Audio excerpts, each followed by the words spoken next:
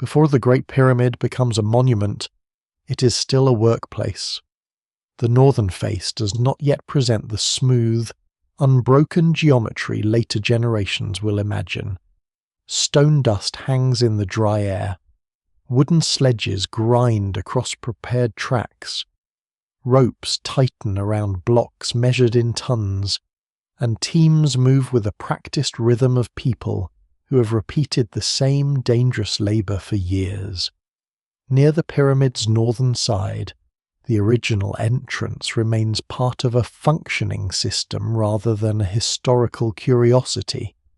Passages descend into darkness, others rise into the body of the structure, and open routes wait to be narrowed, blocked, covered, and finally forgotten. This is the moment the Great Pyramid is most difficult to see clearly, because almost nothing survives from it directly. The finished monument still stands, but the working pyramid, the temporary ramps, scaffolds, lamps, ropes, tools, supply routes, ceiling operations, and human routines has largely vanished. Archaeology preserves the stone with extraordinary stubbornness and the daily process with frustrating incompleteness. What remains is a building after transformation stripped of most of its casing, emptied of its movable contents, entered and altered in antiquity, explored again in later centuries, and studied today with instruments that can detect spaces no human eye can reach. To imagine the pyramid before it was sealed is therefore not to invent a hidden fantasy. It is to reverse the monument's final state, cautiously, one architectural clue at a time. Across the plateau, the pyramid dominates a landscape still under construction. Causeways, temples, subsidiary pyramids, boat pits, mastaba fields, workshops, storage areas, and workers' settlements form parts of a wider royal project. The pyramid is not rising alone in an empty desert. It stands at the center of an organized environment tied to the Nile, the movement of stone, the authority of the king, and a religious vision in which death is a transition requiring architecture on an almost unimaginable scale. The name of Khufu is bound to this project, but no single ruler could lift it into existence. Administrators count rations, quarrymen cut limestone, boat crews move stone, specialists shape granite, surveyors preserve alignments over distances large enough for small errors to become permanent. Before we go deeper, take a moment to like the video and subscribe, if this is the kind of history and mystery you enjoy. At the northern face, the entrance zone carries a significance later visitors cannot easily perceive. The original entrance lies above ground level, beneath a massive arrangement of limestone blocks forming a protective chevron. Today, this area is associated not only with the known descending passage, but also with one of the most intriguing discoveries of modern pyramid research, a corridor-shaped space hidden behind the northern face. Detected through cosmic ray muons and then examined with several non-destructive methods. The North Face Corridor confirms that the stone near the entrance contains architecture more complicated than the visible surface suggests. Its existence does not prove that a lost royal chamber lies beyond it. It may serve a structural purpose, perhaps relieving pressure above an entrance zone or protecting an internal feature. Scholars still debate its role. Yet the corridor changes the emotional texture of the northern face. What appears from outside to be solid stone contains a carefully formed space that remained inaccessible for thousands of years. In the pyramid's final working days, such a space would not have been mysterious to everyone. Its builders knew why it existed. They understood whether it was meant for access, construction, pressure relief, or some combination of functions modern categories do not capture. Someone may have checked its joints, cleared debris, measured its alignment, or closed the last opening through which it could be reached. Then knowledge contracted. The people who knew the building as a living worksite disappeared, and the monument outlasted the memory of their procedures. Inside, darkness would never have been absolute while work continued. Small lamps could produce enough light for careful movement, though they also created smoke, heat, and the problem of air in confined passages. Workers carrying equipment through narrow corridors had to manage not only weight, but balance. Granite plugs, limestone blocks, wooden supports, ropes, levers, and temporary fittings may once have occupied spaces now bare. The walls were not decorated with the religious texts familiar from later royal tombs. The interior's power came from mass, geometry, material, restriction, and direction. Smooth surfaces gave way to rougher cuts. Carefully fitted masonry stood beside spaces that appear unfinished. The contrast is one of the pyramid's most persistent puzzles. The subterranean chamber, cut into the bedrock below the pyramid, looks incomplete. Its floor is uneven. Parts of its walls and ceiling appear rough. A pit opens within it. Far above, other chambers are finished with far greater precision. This difference has encouraged many explanations, abandoned plans, altered designs, symbolic incompletion, interrupted work, or a chamber whose intended function never required a polished surface. No single explanation fully accounts for every feature. What survives in the record suggests that the internal plan may have developed during construction, but the sequence and purpose of those changes remain uncertain. That uncertainty matters when imagining the final ceiling. It is tempting to picture one dramatic day when a last stone slides into place and the pyramid instantly becomes silent. Reality was probably slower and more procedural. Different areas may have been closed at different times. Some passages could have remained accessible while finishing work continued elsewhere. Temporary routes may have been dismantled. Materials may have been removed, reused, or deliberately left behind. The outer casing could conceal entrances once obvious to workers. Closure was not merely the act of blocking a doorway. It was the conversion of a functioning architectural system into a controlled and symbolically complete royal monument. The men responsible for that conversion did not think they were creating an archaeological mystery. They were fulfilling a plan shaped by engineering needs, royal ideology, ritual expectations, and practical concerns about protecting the king's burial. They knew which routes were meant for movement and which were meant to disappear. They knew the difference between a chamber, a relieving space, a construction gap, and an access corridor. Modern investigators must infer those differences from stone after the labels have vanished. Some traces of the work survive in unexpected places. Red quarry marks appear in concealed spaces above the king's chamber, including references associated with Khufu's work crews. These marks were not intended as monumental inscriptions for future visitors. They belong to the practical world of construction, the world of teams, deliveries, block placement, and organization. Their survival is a reminder that the pyramid was once full of temporary information. Marks could guide workers. Ropes could define lines. Wooden elements could support operations. None of this needed to endure once the stone was set. The final builders may have looked back through passages that would soon be inaccessible. They may have seen lamplight reflecting weakly from granite, limestone powder gathered in corners, and tool scars fresh enough to catch the hand. Behind them stood years of labour. Ahead stood closure. A royal tomb could not remain forever a crowded work site. Human activity had to withdraw. Open routes had to become hidden routes. Familiar spaces had to become protected and unreachable. Then the pyramid began its second existence.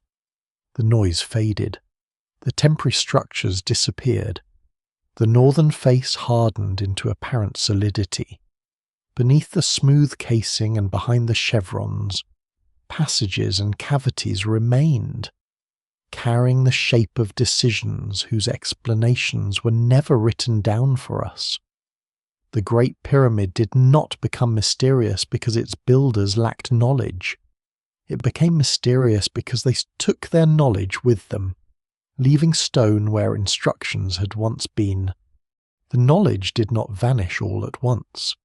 For a time, the plateau around the pyramid still held people who understood what the monument meant, how it functioned, and where its hidden roots began. Priests entered nearby temples, administrators recorded offerings, work crews maintained causeways, cleared sand, repaired masonry, and served a royal cult designed to continue long after Khufu's death. The Great Pyramid was not intended to stand as an isolated mountain of stone. It belonged to a carefully arranged landscape in which architecture, ritual, labour, transport, and political power were fused into one enormous statement. Khufu ruled during Egypt's fourth dynasty, in the period commonly called the Old Kingdom, more than 45 centuries ago. By then, Egyptian kingship was already ancient. Earlier rulers had built mastaba tombs and experimented with monumental stone.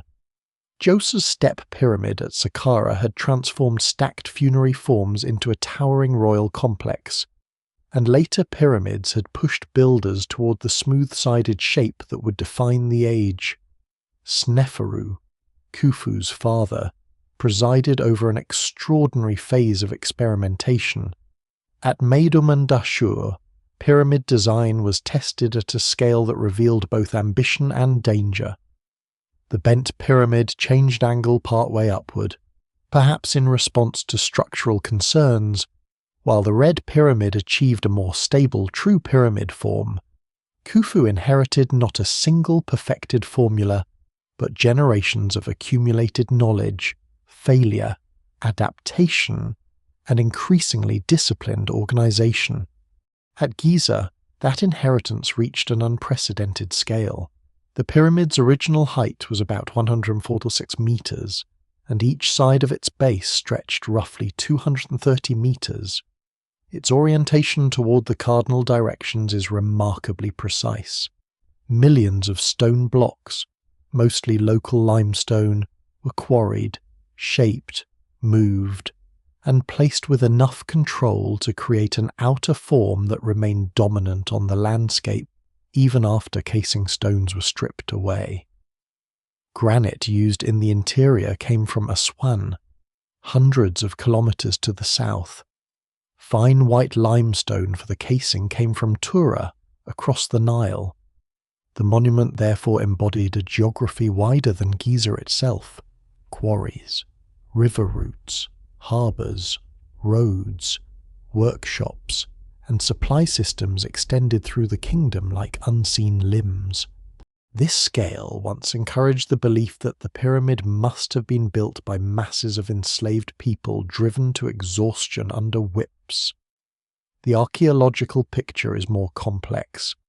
Evidence from workers' settlements, bakeries, animal remains, administrative records, and crew markings suggests a labour force that included skilled specialists, rotating teams, permanent personnel, and workers supported by a substantial state provisioning system. This does not mean the work was easy, voluntary in a modern sense, or free from harsh conditions. Moving stone remained dangerous and physically punishing. Yet the project depended less on chaotic brutality than on organisation, food production, housing, medical attention, tool maintenance, transport schedules, and the ability to coordinate thousands of people through a centralized administration. Near the plateau stood a settlement sometimes associated with the workers and officials who sustained pyramid construction. Its remains include galleries, workshops, bakeries, storage spaces, and evidence of large-scale food preparation. Bread and beer were staples, not minor details. Cattle, sheep, and goats supplied meat for portions of the labor force. Copper tools needed repair and resharpening. Rope had to be produced in quantity. Wooden sledges required maintenance in a land where good timber was valuable. Water had to reach people working under intense heat and glare. The pyramid may appear to be made only of stone, but its construction consumed a constant river of organic materials that rarely survive. The Nile made that river possible. Seasonal inundations shaped the agricultural calendar and allowed labor to be mobilized in ways still debated by scholars. Water routes carried stone closer to the plateau than the modern landscape might suggest. Ancient branches and harbor facilities link the construction zone to broader transport networks. Meres papyri, discovered far from Giza at Wadi al-Jarf, preserve the daily records of an official involved in moving fine limestone from Tura toward Khufu's project. These fragments are among the most intimate surviving pieces of evidence from the Pyramid Age. They do not reveal secret chambers or burial rituals. Instead, they describe deliveries, journeys, and work assignments. Their ordinariness is precisely what makes them powerful. The Great Pyramid emerged through repeated schedules, measured loads, and practical decisions recorded by people whose names rarely enter popular retellings. The royal landscape extended beyond the pyramid's base. On its eastern side stood Khufu's mortuary temple, connected by a causeway to a valley temple closer to the floodplain. Much of this architecture is now damaged or lost, but its placement reflects the movement of ritual from the river's edge toward the pyramid. A royal burial may have travelled through this sequence, although the exact ceremonies remain incompletely known. Offerings then continued within the complex, sustaining the dead king's cult through food, incense, recitation, and priestly service. The pyramid was both tomb and transformation machine, its form binding the king to the sky, the sun, and the enduring order of the cosmos. Smaller pyramids nearby belong to royal women, though questions remain about the identities of some occupants. Mastaba tombs spread across organized cemeteries for members of the court, officials, and elite families. These people were not placed beside Khufu by accident. Their tombs formed a community around the king in death, reproducing aspects of the hierarchy that had structured life. Titles carved in later tombs reveal a dense world of offices connected to palace service, priesthood, administration, building, and estate management. The plateau was therefore not simply a cemetery, it was a map of authority rendered in stone. Boat pits added another layer. Long cavities were cut near the pyramid, and at least some were sealed with massive limestone blocks. One of the most famous contained a dismantled wooden vessel, carefully arranged in pieces and later reconstructed. Its exact function remains debated. It may have been used in the royal funeral, intended for the king's journey with the sun god, or created as a ritual object rather than a practical river craft. Whatever its role, it demonstrates that sealing at Giza could preserve not empty symbolism, but complex physical equipment. The builders placed valuable organic material into a purpose-made cavity, covered it, and withdrew. For thousands of years, the boat survived because the closure held. That example cautions against assuming that every sealed space must conceal treasure or a hidden chamber. It also cautions against the opposite assumption that sealed spaces were merely structural. At Giza, practical engineering and religious meaning repeatedly overlap.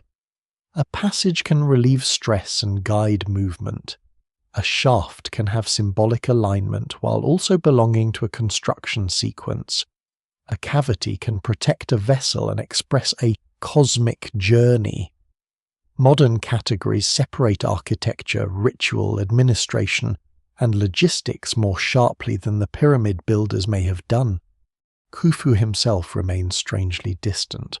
His monument is immense, but his surviving image is famously small, a tiny ivory figurine traditionally identified as the king. The contrast is almost unsettling. The man disappears behind the system created in his name.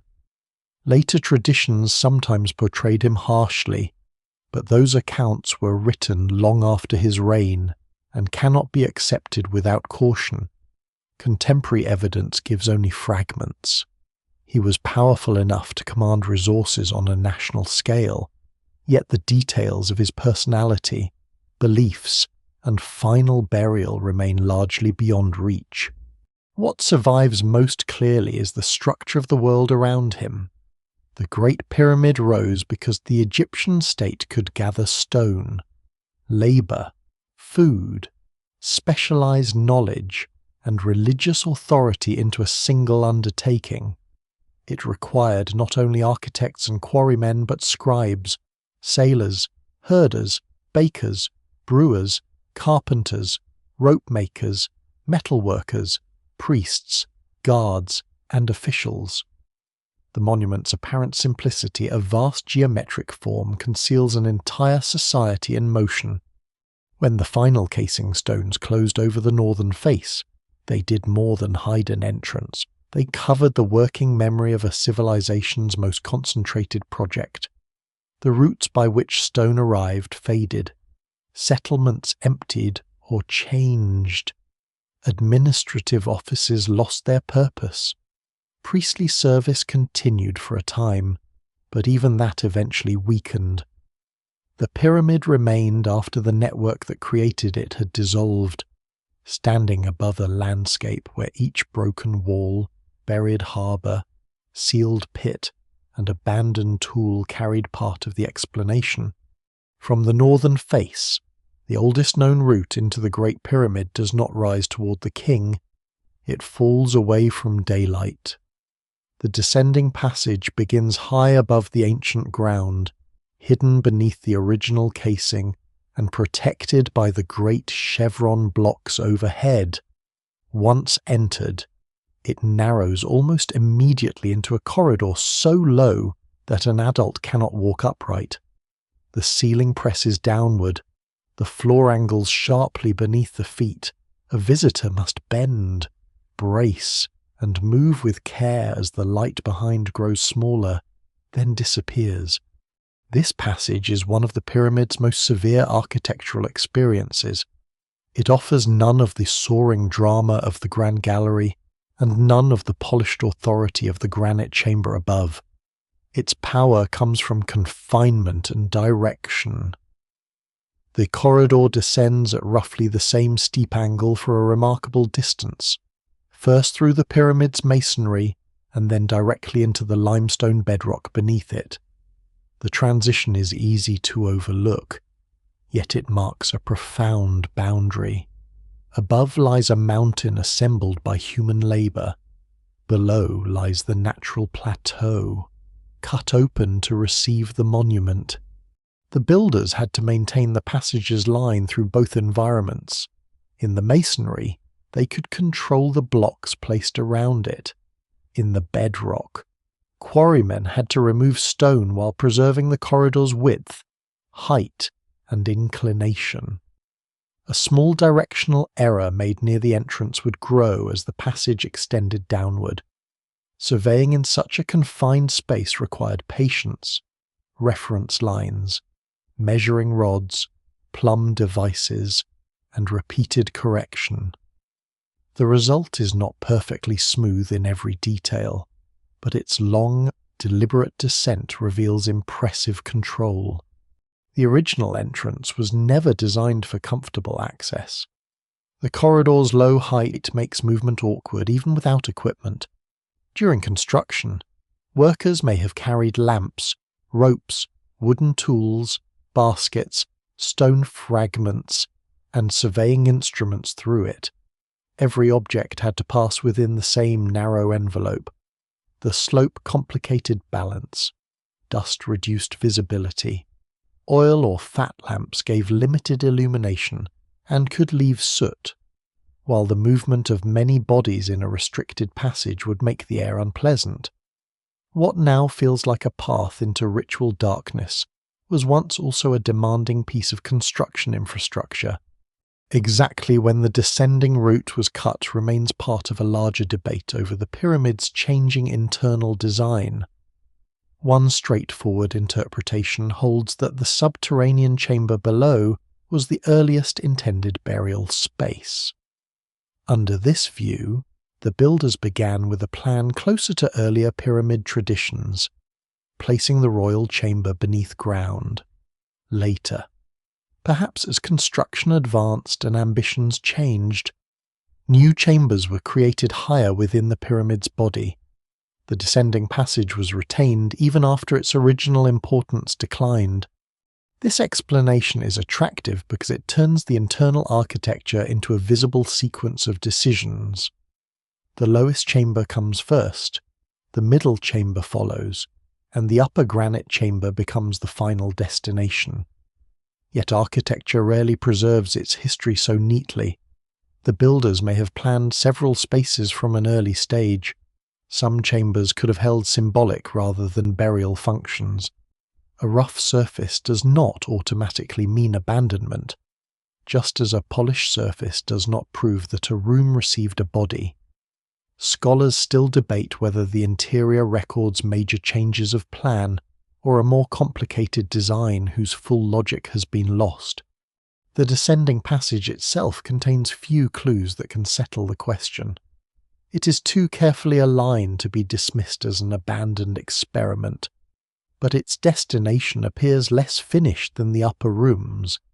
It continued to matter even after the ascending passage created a route into the pyramid's higher chambers. The junction between those two systems was concealed so effectively that anyone entering through the original opening and moving downward would pass beneath the hidden upward route without necessarily recognizing it. That concealment depended on the architecture of the corridor. Near the upper section of the descent, the mouth of the ascending passage was hidden behind stone and blocked by granite plugs. From the descending corridor, the route appeared to continue in a single direction, deeper beneath the monument. The design did not need imaginary blades, collapsing ceilings, or elaborate death traps. Misleading geometry and massive stone were enough. The pyramid protected its upper interior by making the known path seem complete.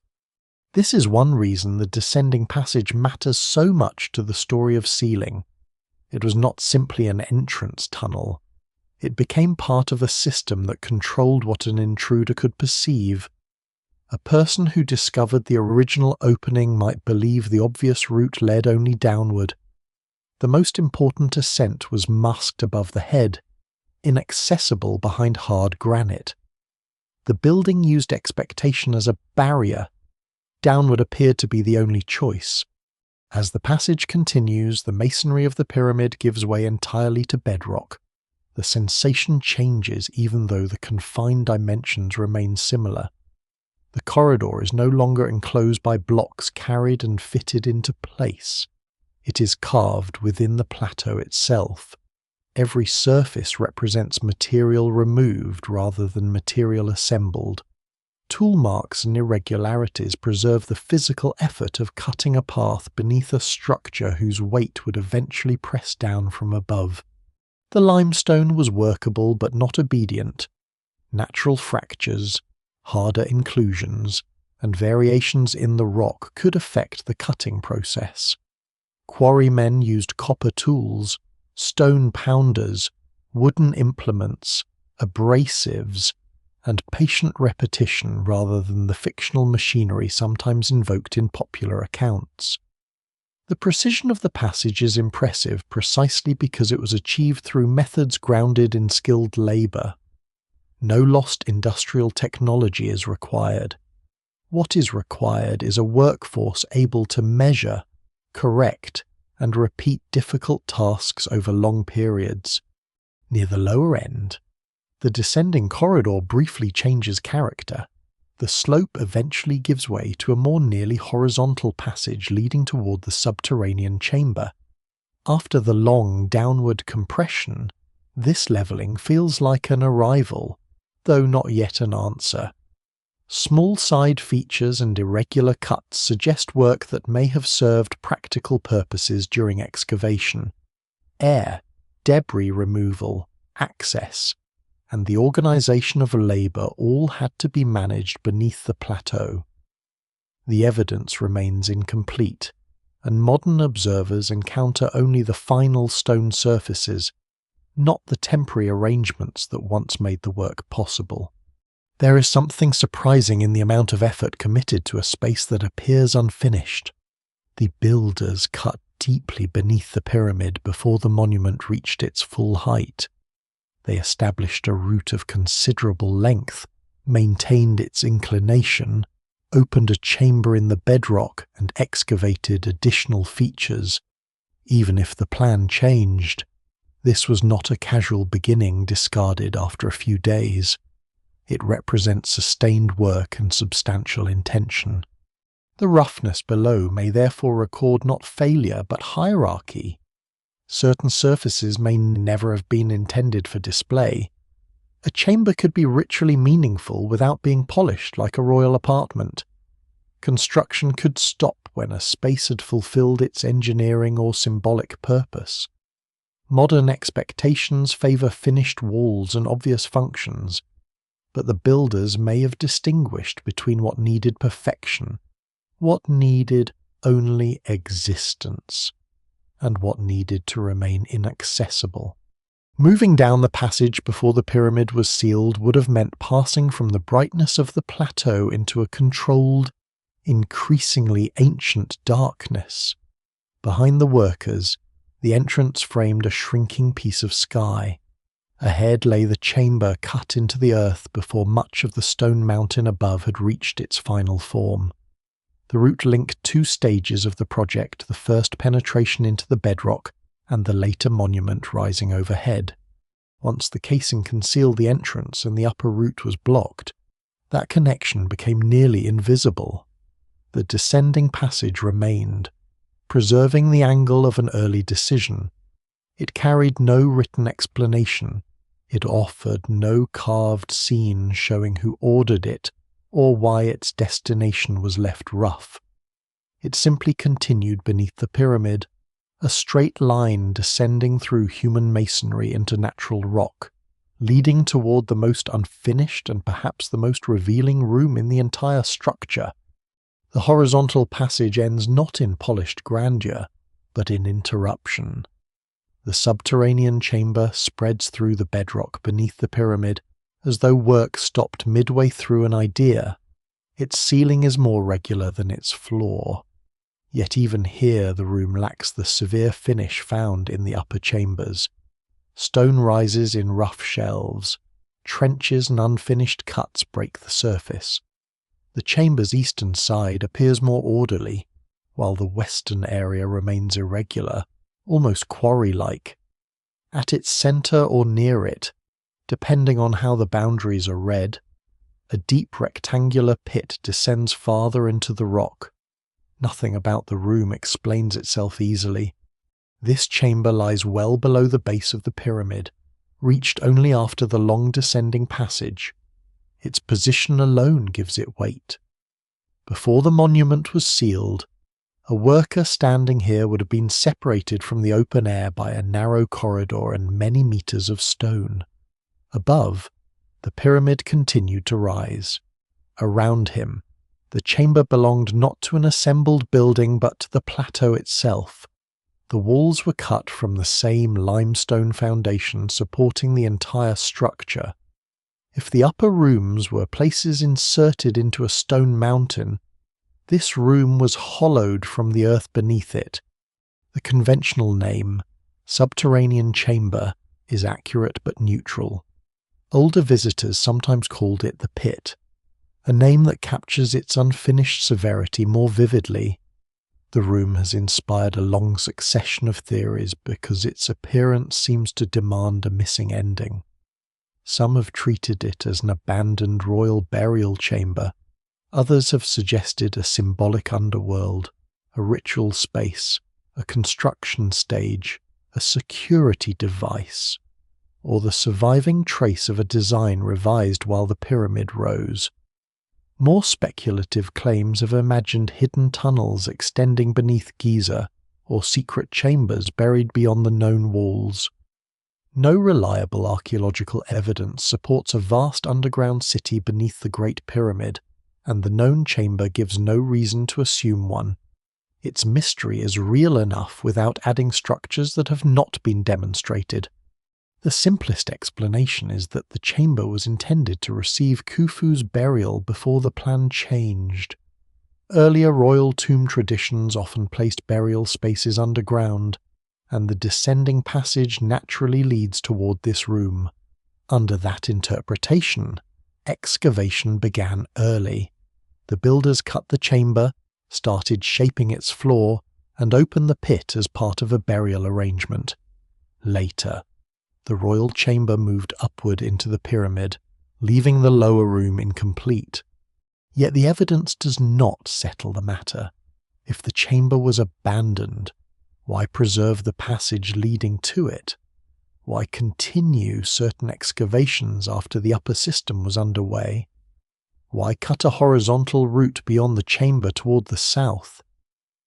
It is possible that work stopped at different stages, or that some features served purposes unrelated to burial. Ancient construction projects were not always governed by a single unchanging blueprint, but neither were they necessarily improvised from one chamber to the next. The floor is among the chamber's strangest clues. It is not simply rough in the way an unfinished wall might be rough. Large areas remain at uneven levels, creating raised masses and lower cut zones. The eastern portion appears to have been worked more extensively, while the western side retains protruding bedrock. This could mark an excavation sequence interrupted before completion. Workers may have been lowering the floor systematically when priorities shifted. The irregularity could also reflect the removal of usable stone or the preparation of features that were never finished. The pit deepens the uncertainty. Its rectangular opening suggests deliberate planning, but its final purpose is unknown. It may have been intended as the lowest part of a burial installation, perhaps a place for a sarcophagus or a further shaft. It could have served a ritual function tied to the earth, the underworld, or the primeval waters imagined in Egyptian cosmology. Some have argued that it represents an exploratory cut, a way to test the bedrock or continue work downward. No surviving object confirms any of these possibilities. Its dimensions and rough finish do not resemble a completed royal burial place. There is no decorated burial chamber, no preserved sarcophagus, and no surviving equipment that clearly belongs to the room's original use. But absence here must be handled carefully. The Great Pyramid was entered and disturbed long before modern archaeology. Objects may have been removed, destroyed, or never installed. A room that looks empty today may once have contained wooden fittings, ropes, temporary platforms, lamps, tools, or ritual materials that left little trace. A narrow passage extends southward from the chamber, ending after a considerable distance. Its purpose remains uncertain. It may have been intended to continue toward another space, to assist with surveying, to improve airflow, or to fulfill a symbolic orientation. Its unfinished termination has encouraged speculation about a hidden continuation, but no secure evidence demonstrates that it reaches an undiscovered chamber.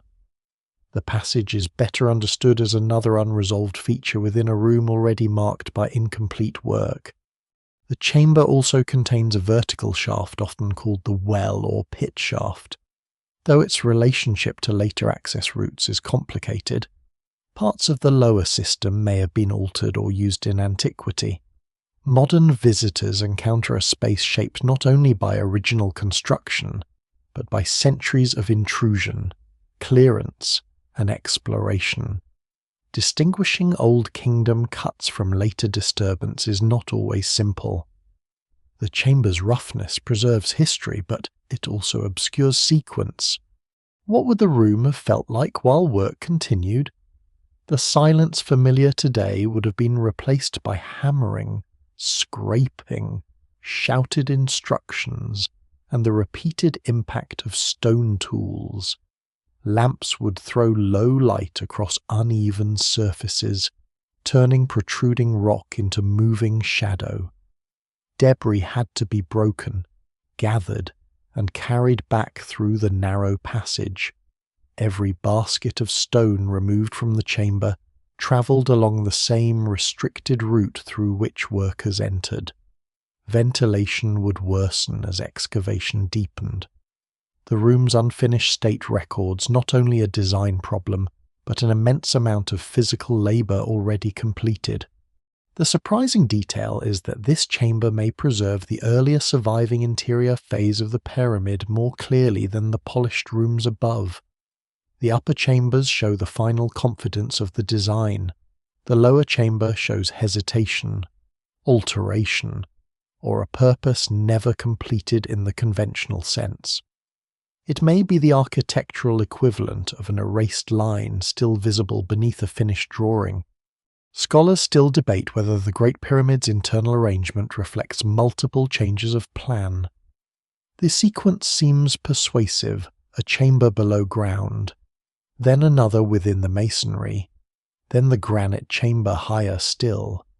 But the builders may have intended several chambers from the beginning, assigning each a distinct ritual role. Later, Egyptian royal tombs contained multiple rooms and symbolic zones. The absence of wall texts in Khufu's pyramid makes comparison difficult. The architecture must carry meanings that later monuments explain with inscriptions. One possibility is that the chamber represented a subterranean realm beneath the king's elevated path toward the sky.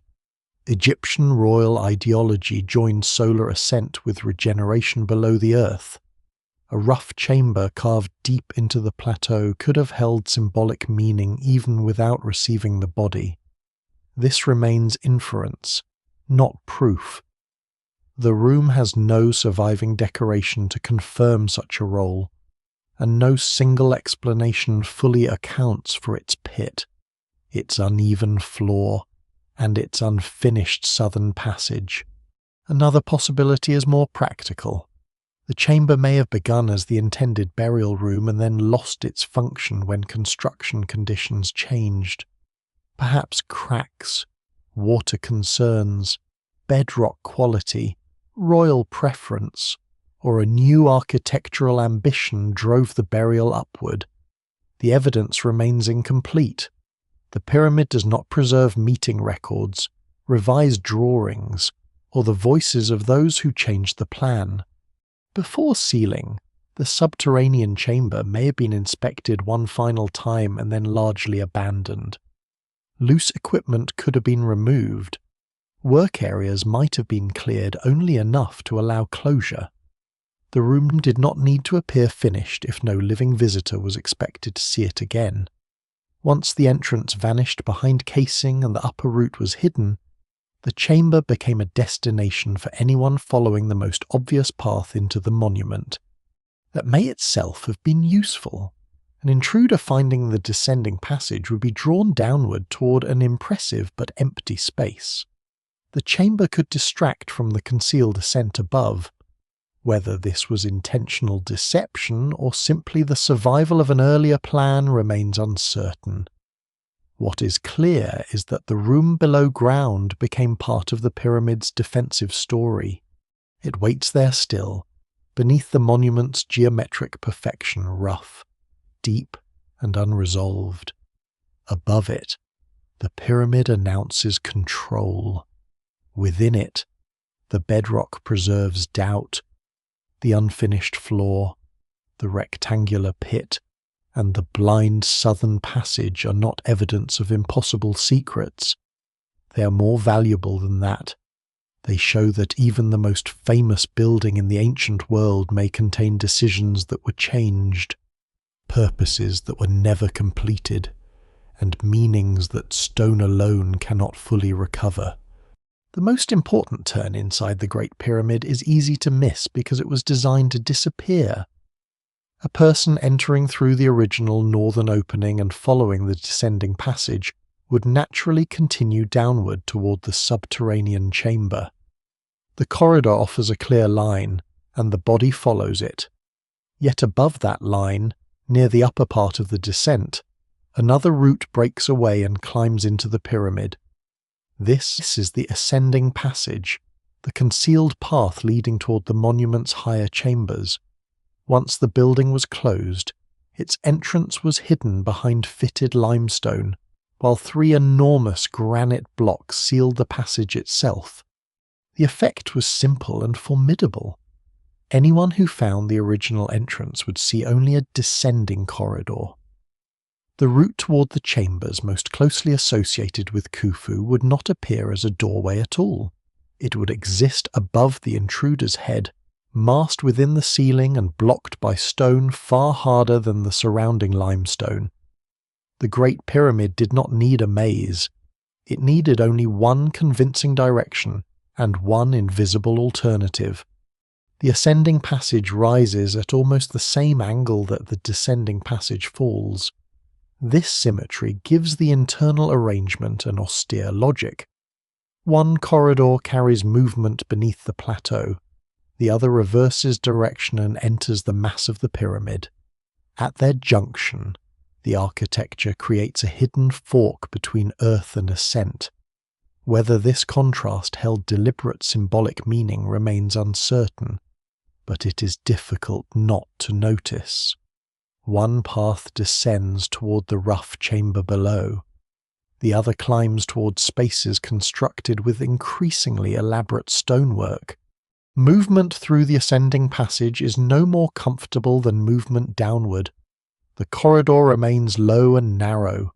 Anyone climbing it must crouch, use hands for balance, and place each foot carefully on the steep floor.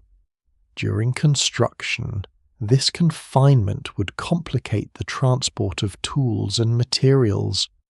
Workers may have used wooden runners, ropes, temporary footholds, or supports now lost. Granite blocks destined to seal the lower end of the passage presented an even greater challenge. Their size and weight transformed a narrow corridor into a piece of machinery. 3 granite plugs remain lodged in the lower ascending passage. They are among the clearest physical signs that the pyramid's interior was deliberately closed. Granite was chosen because it is dense, durable, and difficult to cut with the tools available to tomb robbers. The blocks fit the passage closely enough to form an obstacle that could not simply be pushed aside. Later intruders were forced to cut through the softer limestone around them, creating an alternate route that bypassed the plugs. The blockers succeeded in sealing the intended corridor, even if they could not protect it forever. How the granite plugs were placed has been debated for centuries. One common reconstruction suggests that they were held higher in the passage during construction, perhaps in the lower part of the Grand Gallery or in a prepared section of the ascending corridor. After the burial and final operations, restraining elements were removed, allowing the blocks to slide downward under gravity until they settled into place. This image is compelling workers withdraw. Wooden supports are released, and massive stones descend with slow, irreversible force. Yet the details are not secure. The plugs may not have slid freely in the dramatic way often imagined. Friction, irregularities, and the close fit of the blocks would make uncontrolled movement dangerous and perhaps impossible. They could have been lowered gradually with ropes, levers, lubricated surfaces, wooden sledges, or other guiding devices. Some temporary construction features may have been dismantled afterward, leaving little evidence of the actual method. Scholars still debate the sequence, and the surviving architecture does not preserve a complete mechanism. What matters is that the operation had to be planned before the passage became inaccessible.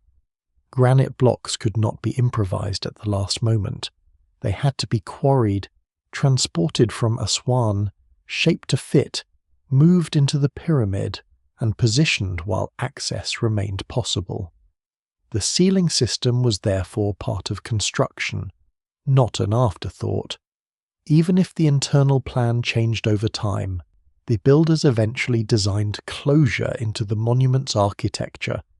The plugs may also reveal something about the order in which the pyramid was sealed. Workers could not remain above them once every route was closed unless another exit existed. This leads to the importance of the well shaft, a narrow and irregular passage linking the lower end of the Grand Gallery area with the descending system farther below. Part of this shaft appears to follow a natural fissure, while other sections were deliberately cut.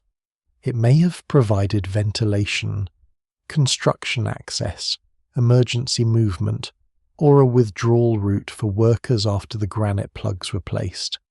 A widely repeated reconstruction imagines a small team releasing or positioning the plugs, then escaping through the well shaft into the descending passage before leaving the pyramid. The idea is plausible, but it remains partly inferential. The shaft's exact original function is uncertain, and later disturbance complicates interpretation. It may have served several purposes at different stages. Ancient builders often reused practical features rather than assigning each one a single permanent role. The junction of the ascending and descending passages therefore preserves more than a hidden doorway. It preserves the problem of human withdrawal. A tomb could be sealed only if the people performing the sealing had a way to leave. Every blocking stone creates a logistical question: who stood on which side? What equipment remained available? And how was the final route closed behind them? The monument's mystery is not simply how people entered, but how they disappeared from it. Temporary materials may once have made the answer obvious. Wooden beams could hold stones in place. Ropes could control movement. Mud plaster might seal joints or conceal differences in masonry. Smaller limestone blocks could restore the appearance of a continuous ceiling in the descending passage. These materials are poorly preserved compared with stone. Their absence makes the surviving architecture seem more miraculous and more obscure than it was when functioning as a work site. The concealment of the ascending passage was especially effective because it took advantage of the visitor's posture. In the low descending corridor, a person bends forward and looks toward the floor ahead. The hidden opening sits above, where inspection is difficult. Weak lamplight would not easily reveal a carefully restored ceiling. Dust, darkness, and fatigue would strengthen the illusion that the passage simply continued downward.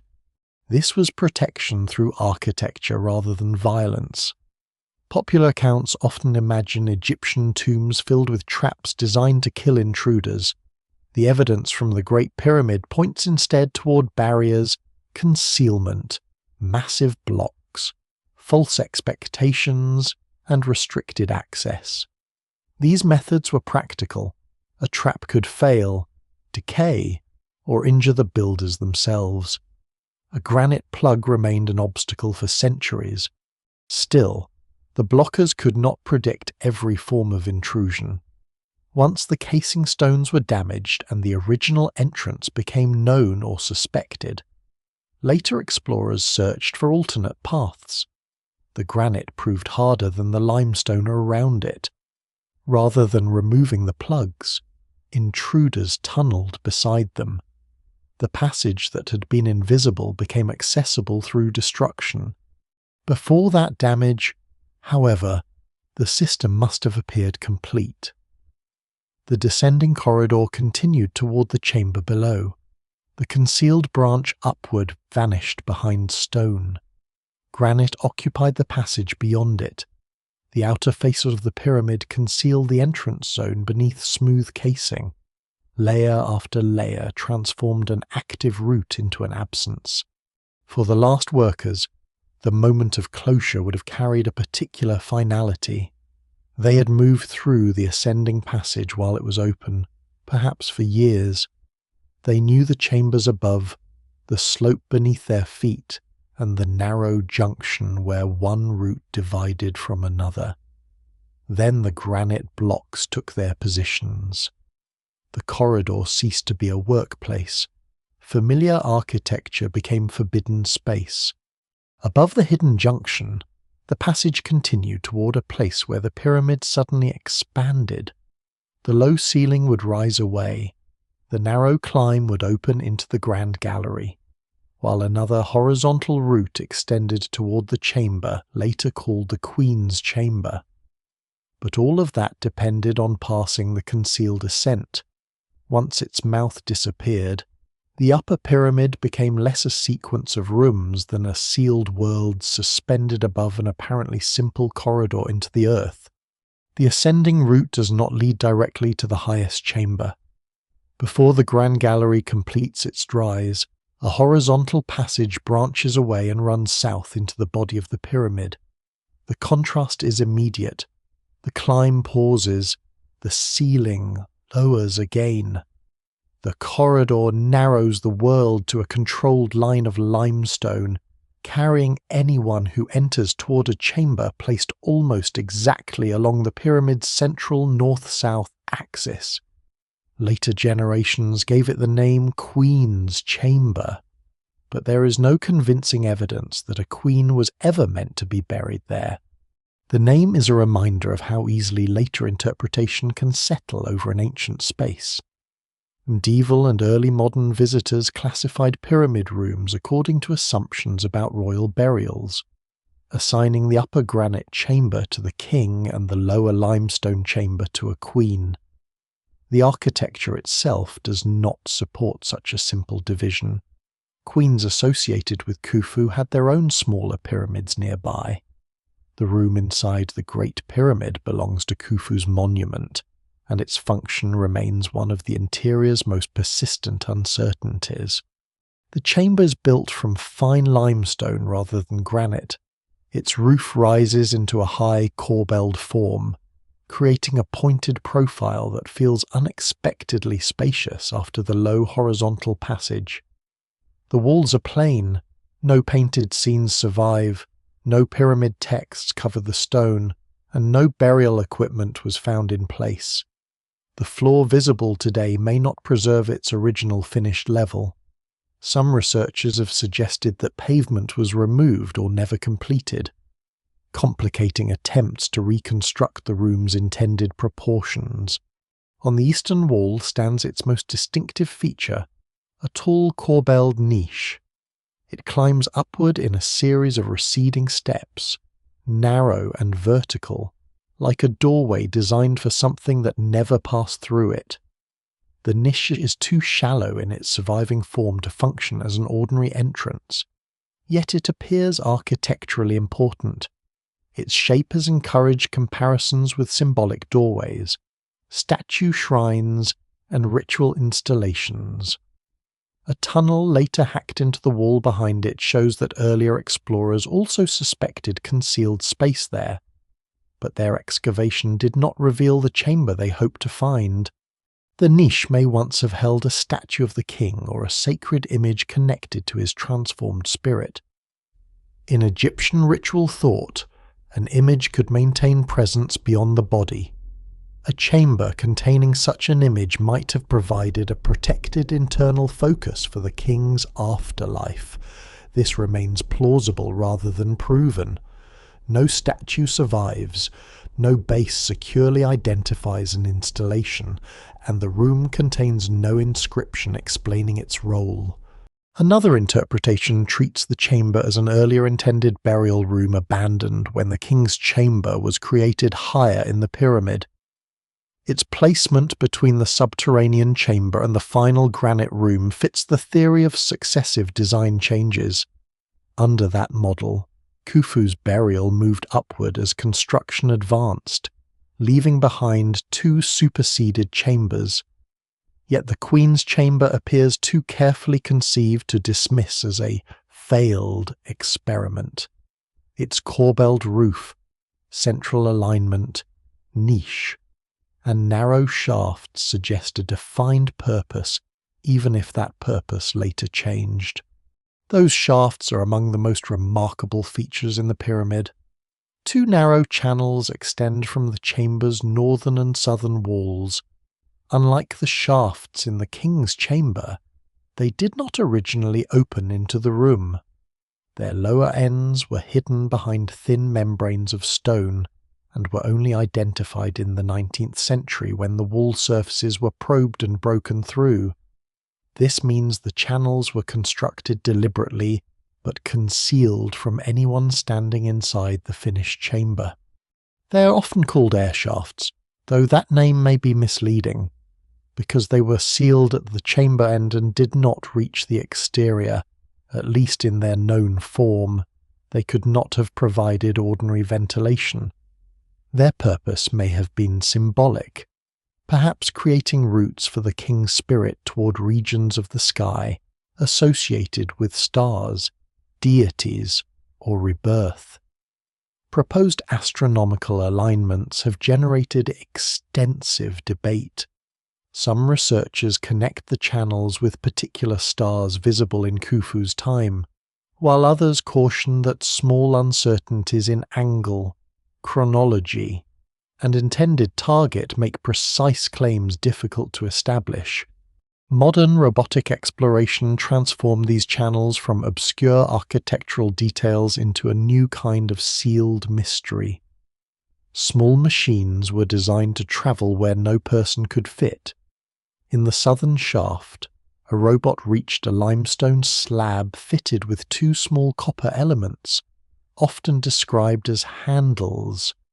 The slab became popularly known as a door, though that word suggests a function not yet demonstrated. A tiny opening later drilled through it revealed a small cavity and another blocking stone beyond. The northern shaft proved more difficult because of bends and obstacles, but it too ends at a similar slab with copper fittings. These discoveries are intriguing because the copper elements appear intentional, and because the shafts were inaccessible from the chamber from the beginning. Yet they do not confirm a hidden treasury or lost burial room. The slabs may mark symbolic barriers, construction closures, or functional endpoints within the masonry. The copper pieces could have served as fittings, loops, measuring references, or ritual details. Scholars still debate their meaning, and no single explanation fully accounts for the concealed openings, the long channels, and the blocking stones at their ends. Before the pyramid was sealed, the shafts would have existed as active construction problems. Their narrow courses had to be planned through rising masonry. Blocks forming the channels needed to align across many layers. Builders had to preserve the intended angle while surrounding stone was placed above and beside them. The channels were not drilled through an already completed pyramid. They are built into it, course by course, requiring coordination between the internal plan and the external growth of the monument. The chamber may therefore preserve a stage when symbolic architecture and construction management were inseparable. A shaft could represent a route into the heavens while also serving as a reference line within the masonry. A niche could hold a ritual image while defining the chamber's eastern axis. A corbelled roof could carry enormous loads and create a visually distinct sacred space. Modern explanations often search for one function at a time. but ancient designers may have expected a single feature to work structurally, ritually, and spatially together. No confirmed burial took place here. No queen can be securely associated with it. No surviving object fixes its identity. What survives in the record suggests a chamber of deliberate importance, whose role was either altered, concealed, or expressed through rituals that left little material trace. Its emptiness is not evidence that it was meaningless. In Egyptian royal architecture, a room could be essential because of what it represented, not because of what excavators found inside it. Before closure, workers may have swept the floor, removed temporary platforms, and sealed the lower ends of the shafts behind smooth stone. If a statue or ritual object once occupied the niche, it may have been installed, removed, destroyed, or taken in antiquity. The horizontal passage would then have become another controlled route within the pyramid, accessible only through the hidden ascent and increasingly isolated as granite and limestone closed behind the last workers. The chamber waits at the center of competing explanations: abandoned burial room, ritual station, symbolic residence, architectural stage, or some combination now impossible to separate. Its shafts lead outward but stop. Its niche resembles an opening but goes nowhere. Its name points to a queen who probably never belonged there. In a monument famous for straight lines and monumental certainty, the Queen's Chamber preserves a quieter form of ambiguity, one built carefully, concealed deliberately, and left without a surviving key. Beyond the horizontal passage, the pyramid changes scale with almost theatrical force. The low corridor gives way to the grand gallery, and the ceiling rises far above the confined path below. After crouching through stone, a person suddenly stands within a steeply ascending hall nearly 9 meters high, its walls stepping inward, course by course, until they meet above. The effect is not ornamental in the usual sense. There are no carved kings, no painted gods, no columns, and no inscriptions.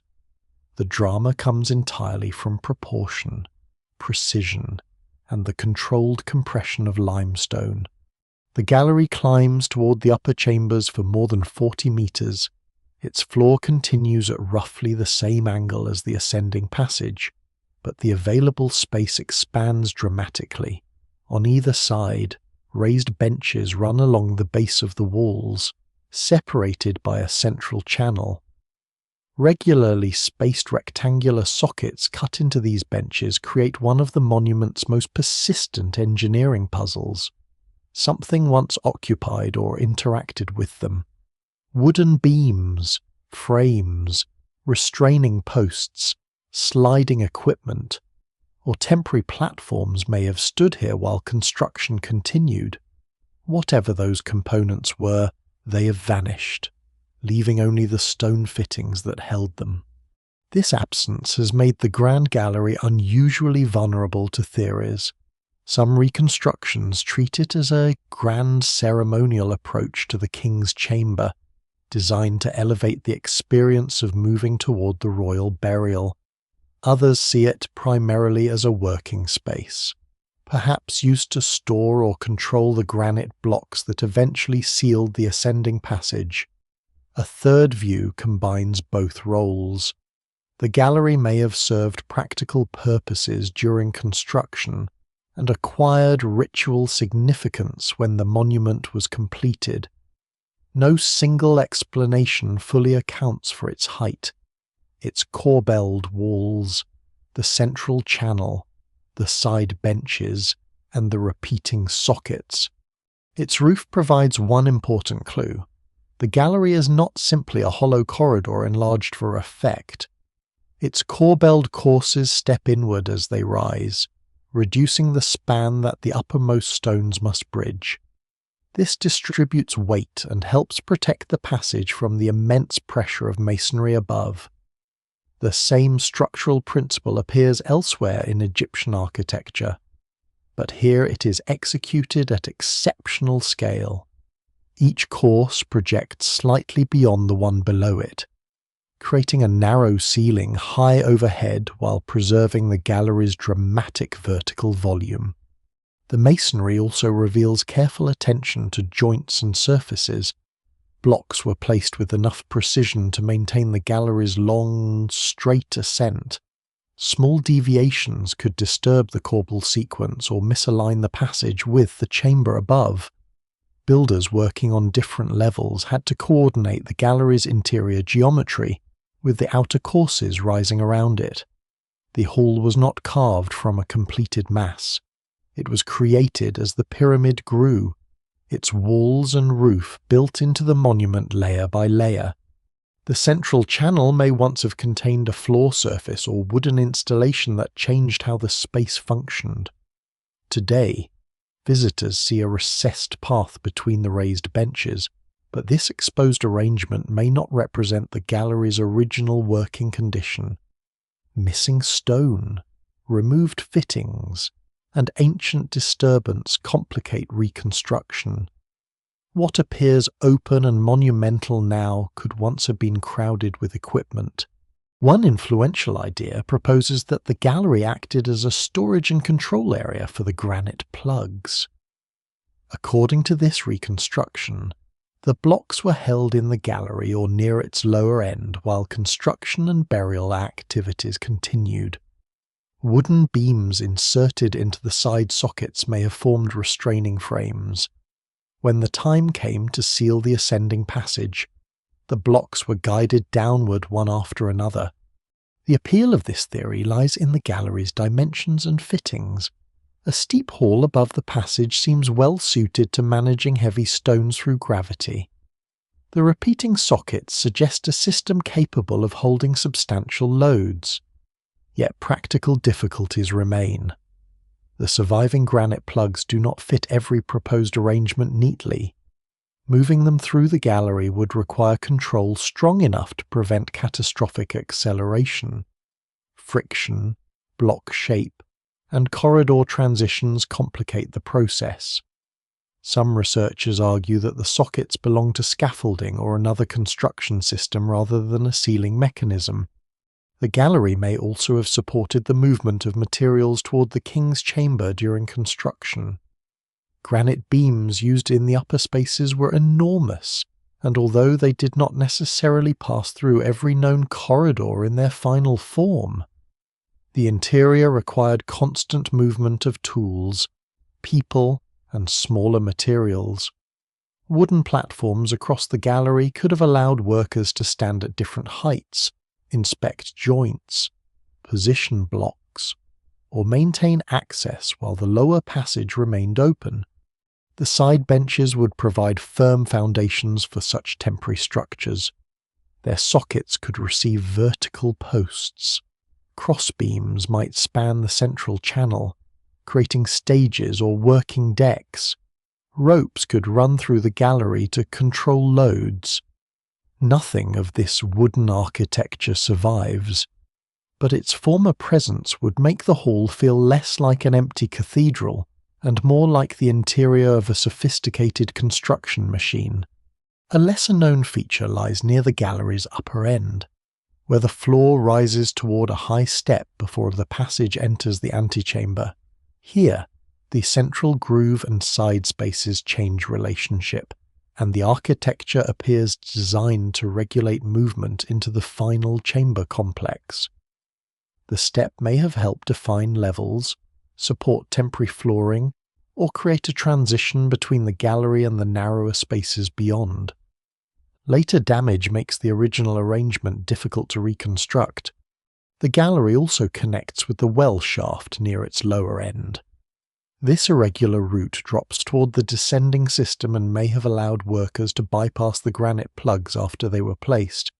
Standing at this junction, the pyramid's circulation becomes clearer.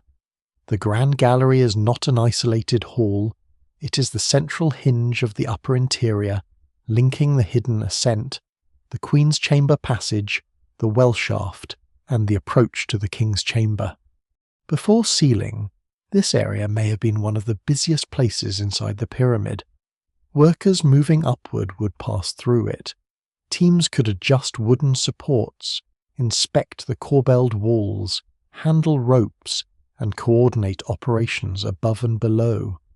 Lamps placed along the benches might illuminate only portions of the high ceiling, leaving the upper courses in shadow. Voices would travel strangely through the narrow volume, echoing along the stone and making distant activity difficult to locate. The gallery's extraordinary height may have helped with ventilation while work continued. Warm air and smoke could rise above the workers, although the confined pyramid remained challenging. The shafts associated with the upper chambers may also have affected airflow during construction, but their exact practical role remains debated. The interior was never designed for the comfort of large crowds. It was a controlled environment through which specialized teams moved for specific tasks. Once the pyramid was completed, the Grand Gallery's practical installations could be dismantled. Wooden beams might be removed or reused.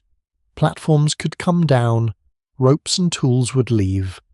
If the sockets had served the plug system, they would remain as empty evidence after the blocks descended. The same stone hall that had supported years of activity would be stripped to silence. Its ritual meaning may have become strongest only after that transformation. The gallery's rising form naturally directs the body upward. Its corbelled walls seem to narrow toward the sky. In a royal monument concerned with ascent, rebirth, and the king's transition beyond ordinary life, such an approach could carry symbolic force even if its first purpose was structural. The builders may not have separated the useful from the sacred. An engineering solution could become part of the monument's religious language. Modern visitors often experience the gallery as the emotional center of the pyramid. It is large enough to inspire awe, but narrow enough to preserve confinement. Its scale suggests ceremony, while its sockets and grooves suggest machinery. It appears finished and unfinished at the same time. The walls are precise, yet crucial components are missing. The architecture presents evidence of a system without revealing the system itself. That contradiction makes the Grand Gallery one of the strongest reminders that the pyramid was once full of things that did not endure. Stone survives so well that it creates the illusion that stone was everything. In reality, the monument depended on wood, fibre, copper, leather, plaster, oil, and human coordination. The gallery's empty fittings are impressions left by that vanished world. At the upper end, the space contracts again. The rising hall gives way to lower passages and granite barriers. The openness of the gallery does not continue into the royal chamber. Instead, movement becomes restricted, measured, and controlled through a sequence of slots, blocks, and narrow thresholds. The Grand Gallery has carried the traveller upward, but it does not allow a direct approach. Before the final room, the pyramid imposes one more system of protection.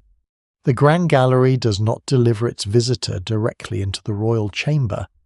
At its upper end, the architecture narrows into a low passage and an antechamber built largely from granite, where vertical slots and surviving fragments suggest that additional blocking stones once controlled access.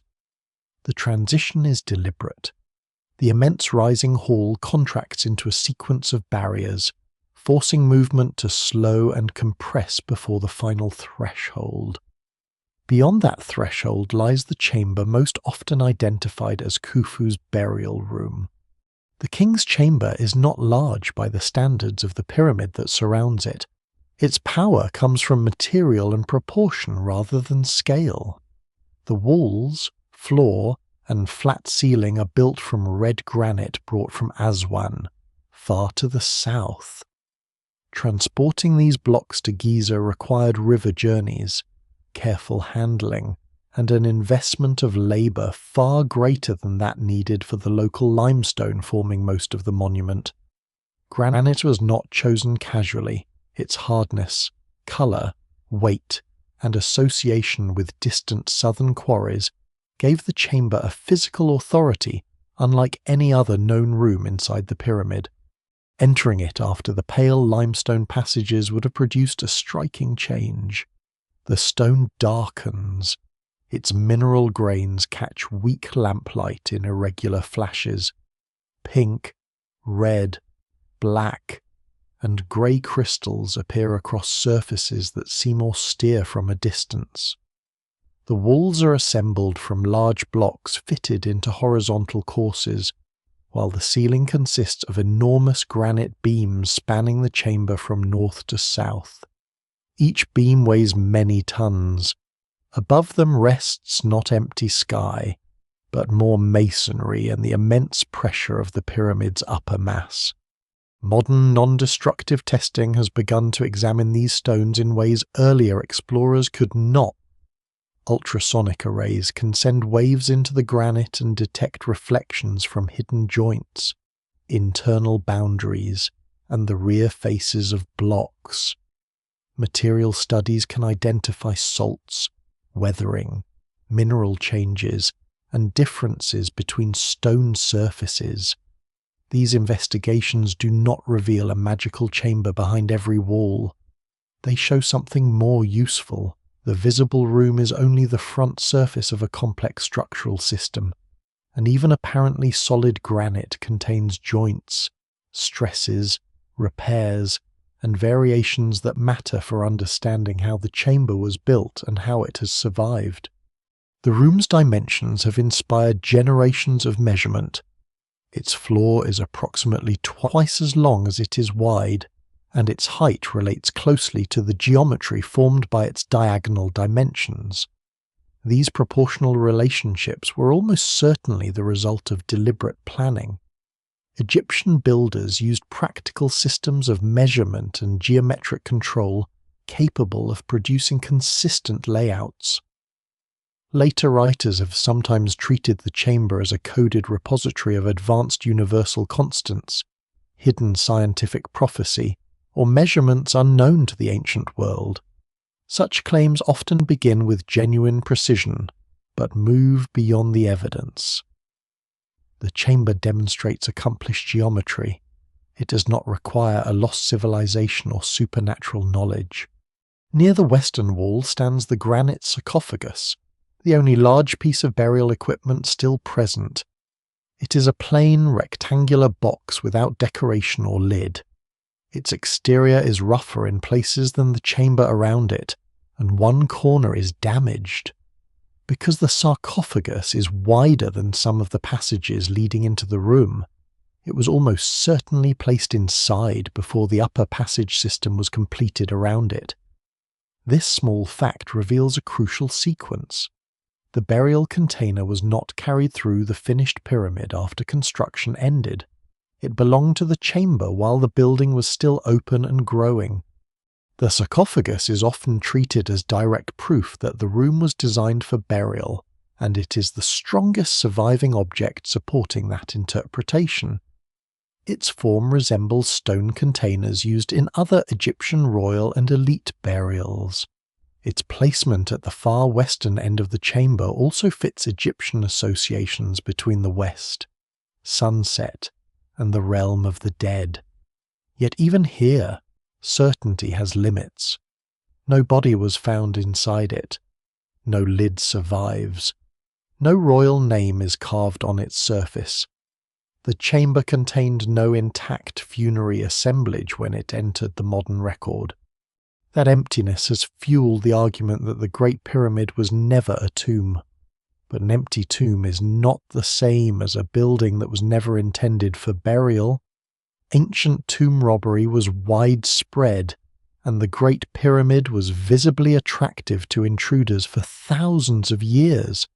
Precious metals, furniture, textiles, wooden coffins, ritual vessels, food offerings, and even human remains could be removed or destroyed. Organic materials decay. Stone objects can be broken or reused.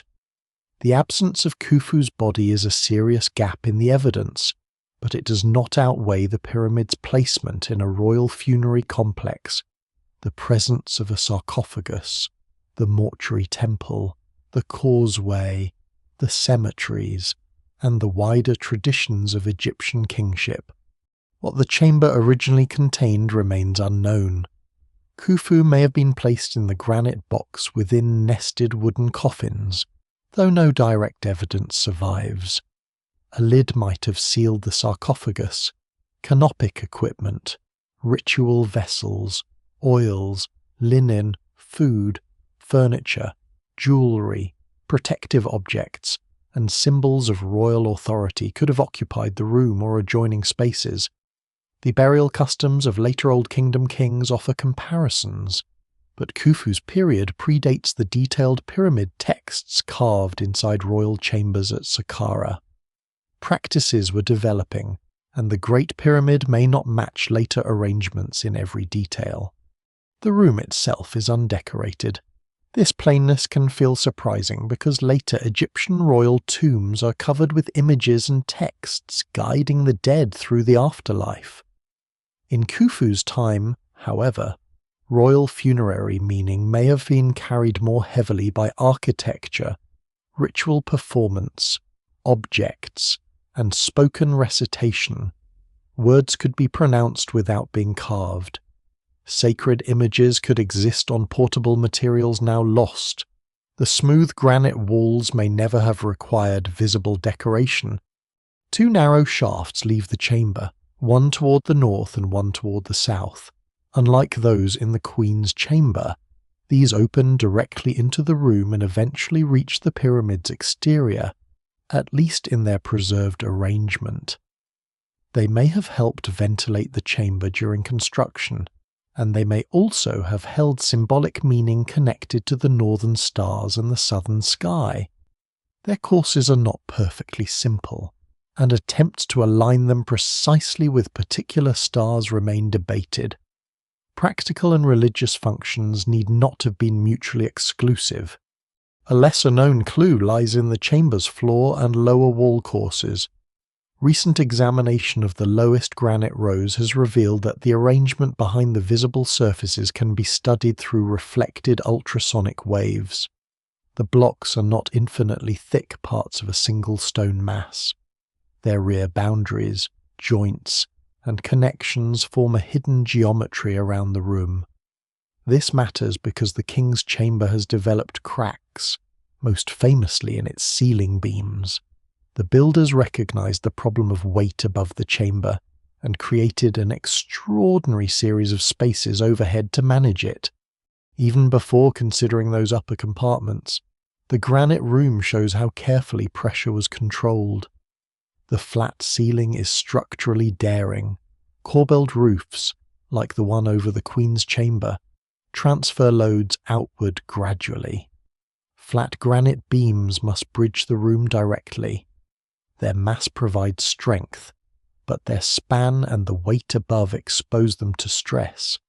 Some beams cracked, whether during construction, shortly afterward, or under later movement.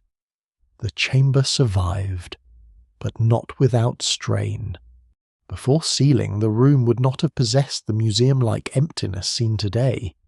Workers may have installed the sarcophagus lid, arranged ritual goods, checked the shaft openings, and cleared equipment from the floor. Priests or royal attendants may have performed ceremonies in the confined granite space. The details are lost because no contemporary account describes the funeral. What survives in the record suggests a sequence of preparation, placement, ritual action, and withdrawal, but the evidence remains incomplete. The final departure from the chamber may have been brief and practical rather than theatrical. Lamps moved back through the low passage. Tools and containers were removed. The antechamber was prepared for closure. Blocking stones waited in their slots. Beyond them, the grand gallery descended toward the hidden route out. Once the barriers were lowered and the ascending passage plugged, the granite room ceased to belong to the living. Its silence endured imperfectly. Robbers eventually reached it. The sarcophagus was opened or found already open. Its lid disappeared. Objects vanish so completely that even their number is unknown. Damage accumulated, yet the chamber itself remained, preserving the most direct architectural expression of Khufu's burial project. The room offers no final revelation. It contains a sarcophagus but no king, great precision but no explanatory text, immense structural care but visible cracking. It is both the strongest evidence for the pyramid's funerary purpose and the place where the missing evidence is felt most sharply. The granite walls do not prove what ceremony occurred between them. They preserve only the space prepared for it, waiting beneath thousands of tons of stone while the rooms above carried the burden of keeping the ceiling from collapsing. Above the flat granite ceiling of the king's chamber, the pyramid does not become solid immediately. Instead, 5 narrow compartments rise one above another, separated by immense granite beams. The lowest can be reached through a passage opened in antiquity or early exploration, while the higher spaces were entered only after determined excavation in the 19th century. These rooms are often called relieving chambers, though the name can create a misleading picture. They are not comfortable rooms, and they were never meant to receive visitors. They form a hidden structural system built directly over the chamber where Khufu's sarcophagus still stands. The first compartment lies immediately above the ceiling beams visible from below. Its floor is therefore the top surface of the king's chamber roof. More granite beams span overhead, creating another low and oppressive space. Above that comes a second compartment, then a third, a fourth, and finally the highest chamber, which is capped not by another flat granite ceiling, but by enormous limestone blocks arranged into a pitched roof. Together, these layers lift and redirect part of the pyramid's weight away from the royal chamber below. The expression relieving chamber suggests that each empty space simply removes pressure, but the mechanics are more complex. A void does not make the mass above disappear. The granite beams, surrounding masonry, and pitched limestone roof work together to distribute loads through the structure. The upper gabled blocks help direct pressure outward toward the sides, rather than allowing the full weight of the pyramid to bear directly onto the king's chamber ceiling. The intermediate granite levels may also stabilize the system, create construction working spaces, and separate structural layers. This arrangement reveals how seriously the builders regarded the problem of placing a flat-roofed chamber inside a stone mountain. The Queen's chamber uses a corbelled roof, which gradually narrows the span as it rises. The King's chamber instead preserves a horizontal ceiling, visually austere and perhaps symbolically important, but far more demanding structurally. To maintain that flat surface, the builders created an unseen architecture above it that is more voluminous than the room being protected. Even this elaborate system did not prevent all damage. Several granite beams are cracked, some fractures were already known to early explorers, and modern structural studies continue to examine their condition. The cracks do not necessarily indicate that the chamber stands on the edge of sudden collapse. Stone can fracture while remaining supported by neighbouring blocks and the wider load path. The pyramid has survived earthquakes, temperature changes, material weathering, ancient intrusion, and more than 4,000 years of settlement. Yet the damage confirms that the forces above the chamber were real, and that the builders were working near the limits of what their materials and design could safely carry. Scholars still debate when the cracks formed. They may have developed during construction as weight accumulated, perhaps even before the pyramid was finished. They could have appeared during an ancient seismic event or through gradual settlement.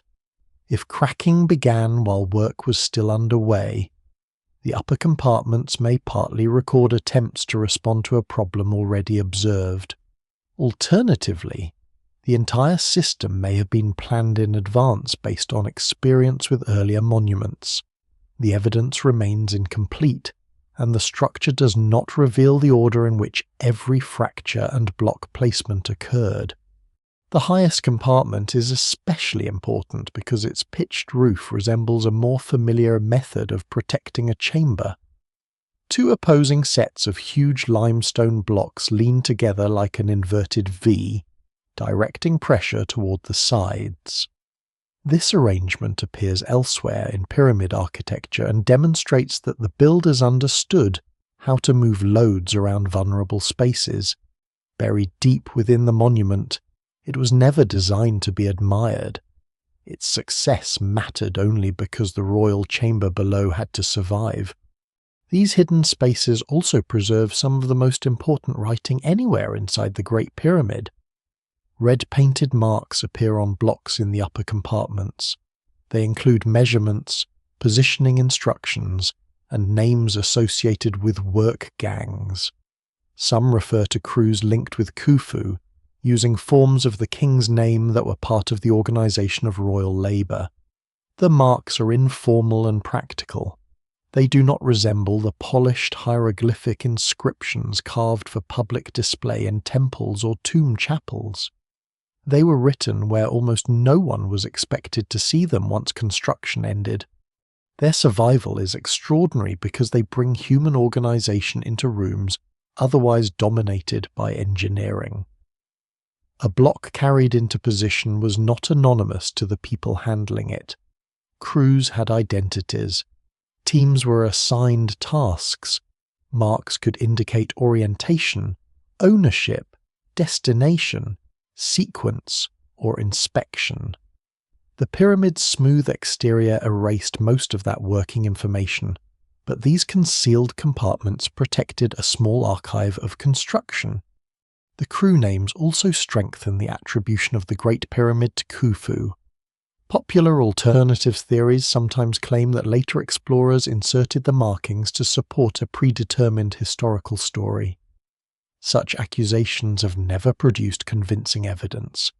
The painted signs occur in difficult locations, pass behind masonry joints, and match Old Kingdom practices known from other sites. Their forms and context are consistent with construction marks, not a modern attempt at deception.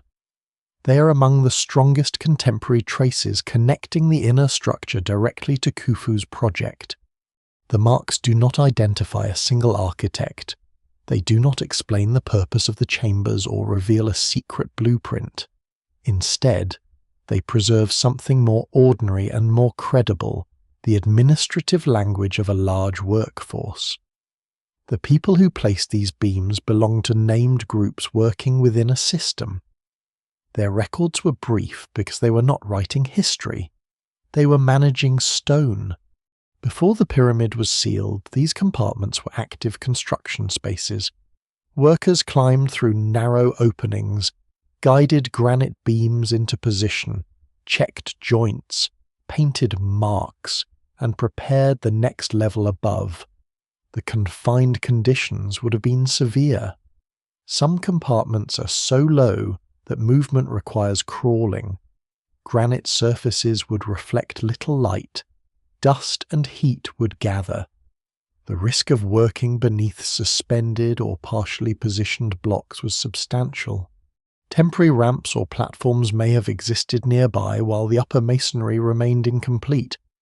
Ropes, wooden levers, sledges, and packing material could help position beams whose weight is difficult to overstate.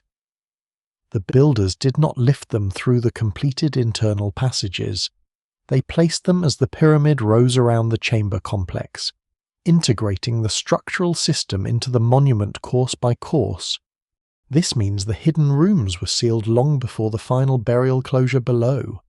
Once the pitched roof and surrounding masonry were completed, The upper compartments became inaccessible construction fossils. No priest needed to enter them. No funerary object required placement there. Their purpose had been fulfilled by the act of building. Yet because they remained sealed, they preserved evidence that more accessible rooms lost. The king's chamber was robbed. The grand gallery was disturbed. Passages were cut and widened. The upper compartments, by contrast, retained markings made by workers who lived during Khufu's reign. In this sense, the least ceremonial spaces became the most historically revealing. They also caution against treating every void inside the pyramid as a secret chamber. Empty space can be structural. It can protect a room below, redirect weight, or exist because builders needed access during construction. The recently detected big void above the Grand Gallery may eventually prove to have a structural or construction-related function, rather than a funerary one. The relieving compartments show that large hidden spaces can be essential without containing treasure. Still, their existence makes the pyramid feel less solid than it appears. Above the sarcophagus lies a stack of concealed cavities. Beyond known corridors, other spaces may remain. The monument's mass is carefully interrupted by voids, passages, joints, and pressure-relieving forms. Solidity at Giza is an illusion created by the outer geometry. Inside, the pyramid survives through controlled emptiness. The red marks remain in that darkness, never intended as messages across millennia. They belong to crews who expected their work to disappear behind stone. Their names survived only because the compartments closed around them, far below. Khufu's chamber lost nearly everything it may once have contained. Above it, in rooms built solely to carry weight, the workers left the king's name and traces of their own organization. The chambers above the king's chamber show that empty space can carry weight. The narrow shafts cutting away from the pyramid's central room suggest something different. Emptiness can also carry direction. 4 of these channels are known, 2 beginning in the king's chamber and 2 associated with the queen's chamber. They are far too small for a person to enter. They turn, climb, narrow, and disappear into the masonry. For generations they were described as ventilation shafts, but the name offers more confidence than the evidence allows. The 2 shafts from the king's chamber open directly into the granite walls. One travels northward, the other southward, both rising through the pyramid before reaching the exterior. Their existence may indeed have improved airflow while the chamber remained an active work site. Fresh air inside a confined stone structure would have mattered to people carrying lamps, tools, and equipment. Smoke, heat, and dust had to go somewhere. Even a modest current could make the difference between a difficult workspace and an intolerable one. Yet practical ventilation does not fully explain their alignment, their long-controlled paths, or the parallel channels associated with the Queen's chamber. Those lower shafts were originally sealed at the chamber walls and do not continue openly to the outside. If they were built only for air, closing their lower ends would defeat the purpose. Their presence suggests that the builders were thinking in more than one register at once. Egyptian royal belief placed the dead king within a cosmos of stars, gods, horizons, and recurring cycles. Northern stars that never sank below the horizon could symbolize permanence. The southern sky contained regions associated with powerful deities and celestial renewal. It is therefore plausible that the shafts formed symbolic routes, allowing the king's spirit to move beyond the stone enclosure towards selected areas of the sky. The pyramid itself already rises as a monumental shape linked to ascent. Narrow upward channels could extend that idea deep into the architecture. Attempts to connect individual shafts with specific stars have produced some of the most famous astronomical interpretations of the Great Pyramid. Proposed targets have included stars in Orion, the region associated with Sirius, and circumpolar stars in the north.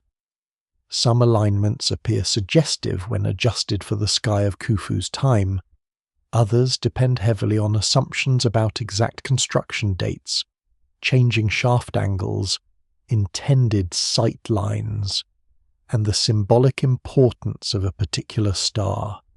Scholars still debate how precise these connections were meant to be. The shafts are not straight tubes aimed cleanly through the monument. They contain bends and changes in slope. The northern route from the King's Chamber had to avoid the Grand Gallery, and its course appears shaped by the architecture around it. This practical adjustment complicates claims that each channel was designed as a perfect astronomical sight line. The builders may have aimed broadly toward a meaningful region of the sky while adapting to structural constraints. Symbolism does not require modern optical precision. Their construction was itself a remarkable task. The channels were built as the pyramid rose, not drilled through the finished monument. Blocks forming their floors, walls, and ceilings had to align from one masonry course to the next. A small error could close the passage entirely or shift it far from the intended route. Surveyors and masons needed to preserve direction while the outer shape expanded around them. What now seems like a thin hidden line through stone was once a continuing obligation, carried upward over many levels of construction. The shafts from the Queen's Chamber are even more enigmatic because their lower openings was deliberately concealed. The chamber walls originally appeared continuous. Only later investigation revealed thin sections covering the channels. This means that anyone standing in the completed room would not have seen open vents. The roots existed in the masonry while remaining absent from the chamber's visible design. Modern robotic exploration made these channels accessible without enlarging them enough for a person. Small machines equipped with cameras and measuring instruments travelled through spaces untouched by human hands for thousands of years. In the southern shaft, one robot eventually reached a small limestone slab blocking the route. 2 copper fittings appeared on its visible face. Their presence immediately encouraged the language of doors, handles, and hidden rooms. The object certainly resembles a barrier, but its exact function is not known. The copper pieces may have helped position the stone, secured something now lost, marked a ritual boundary, or served a purpose no longer recoverable.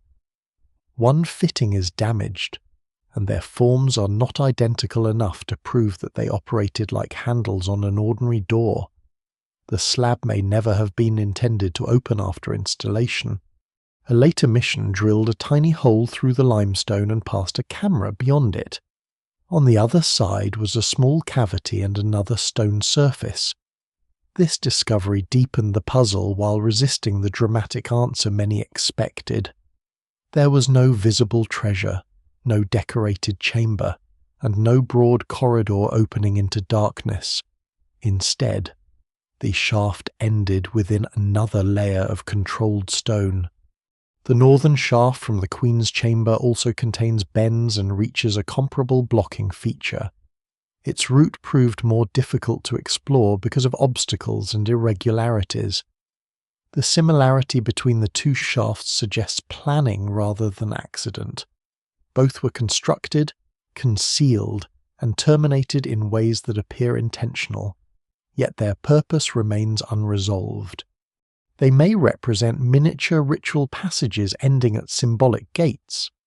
The copper fittings could evoke elements of a doorway without providing ordinary access. The small cavity beyond the first slab might have been sufficient for a ritual concept that did not require a human-sized room.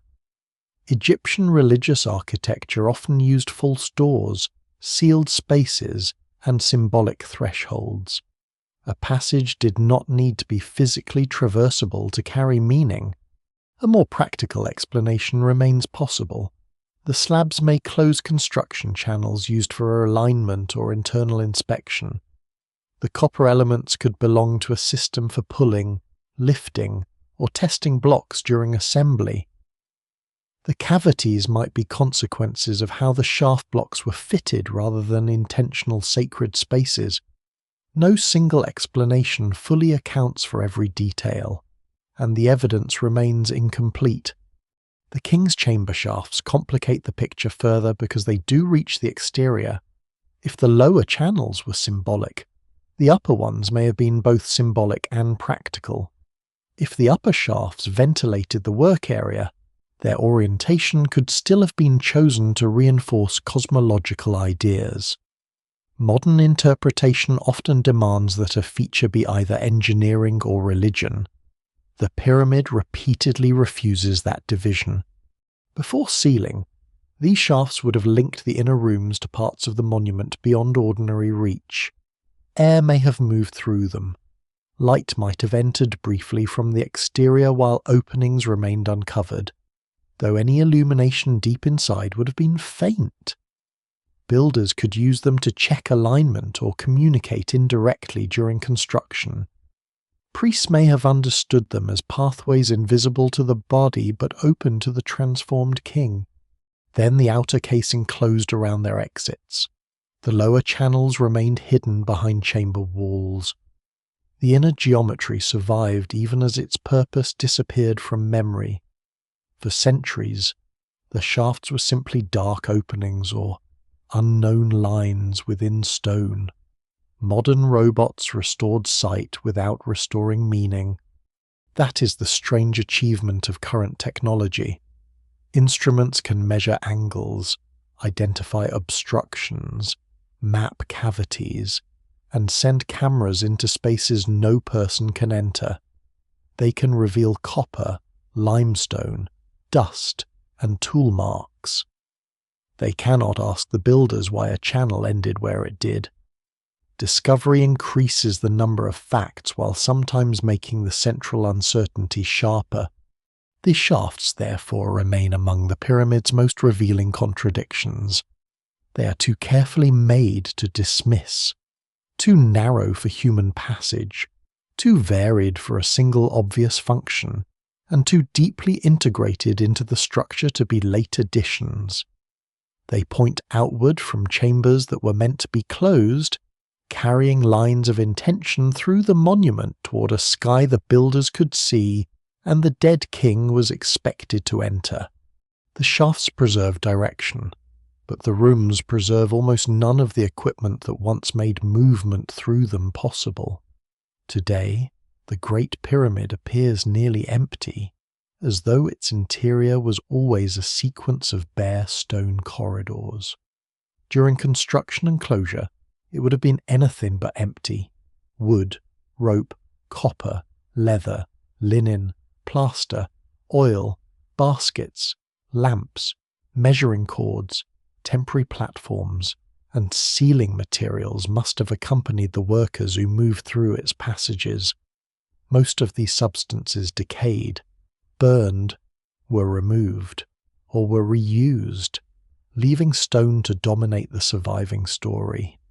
This creates a powerful distortion. Because limestone and granite endure, the pyramid seems to have been made through stone alone.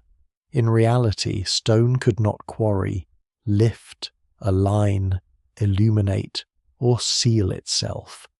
Every block depended on tools and temporary systems that were never intended to become part of the finished monument.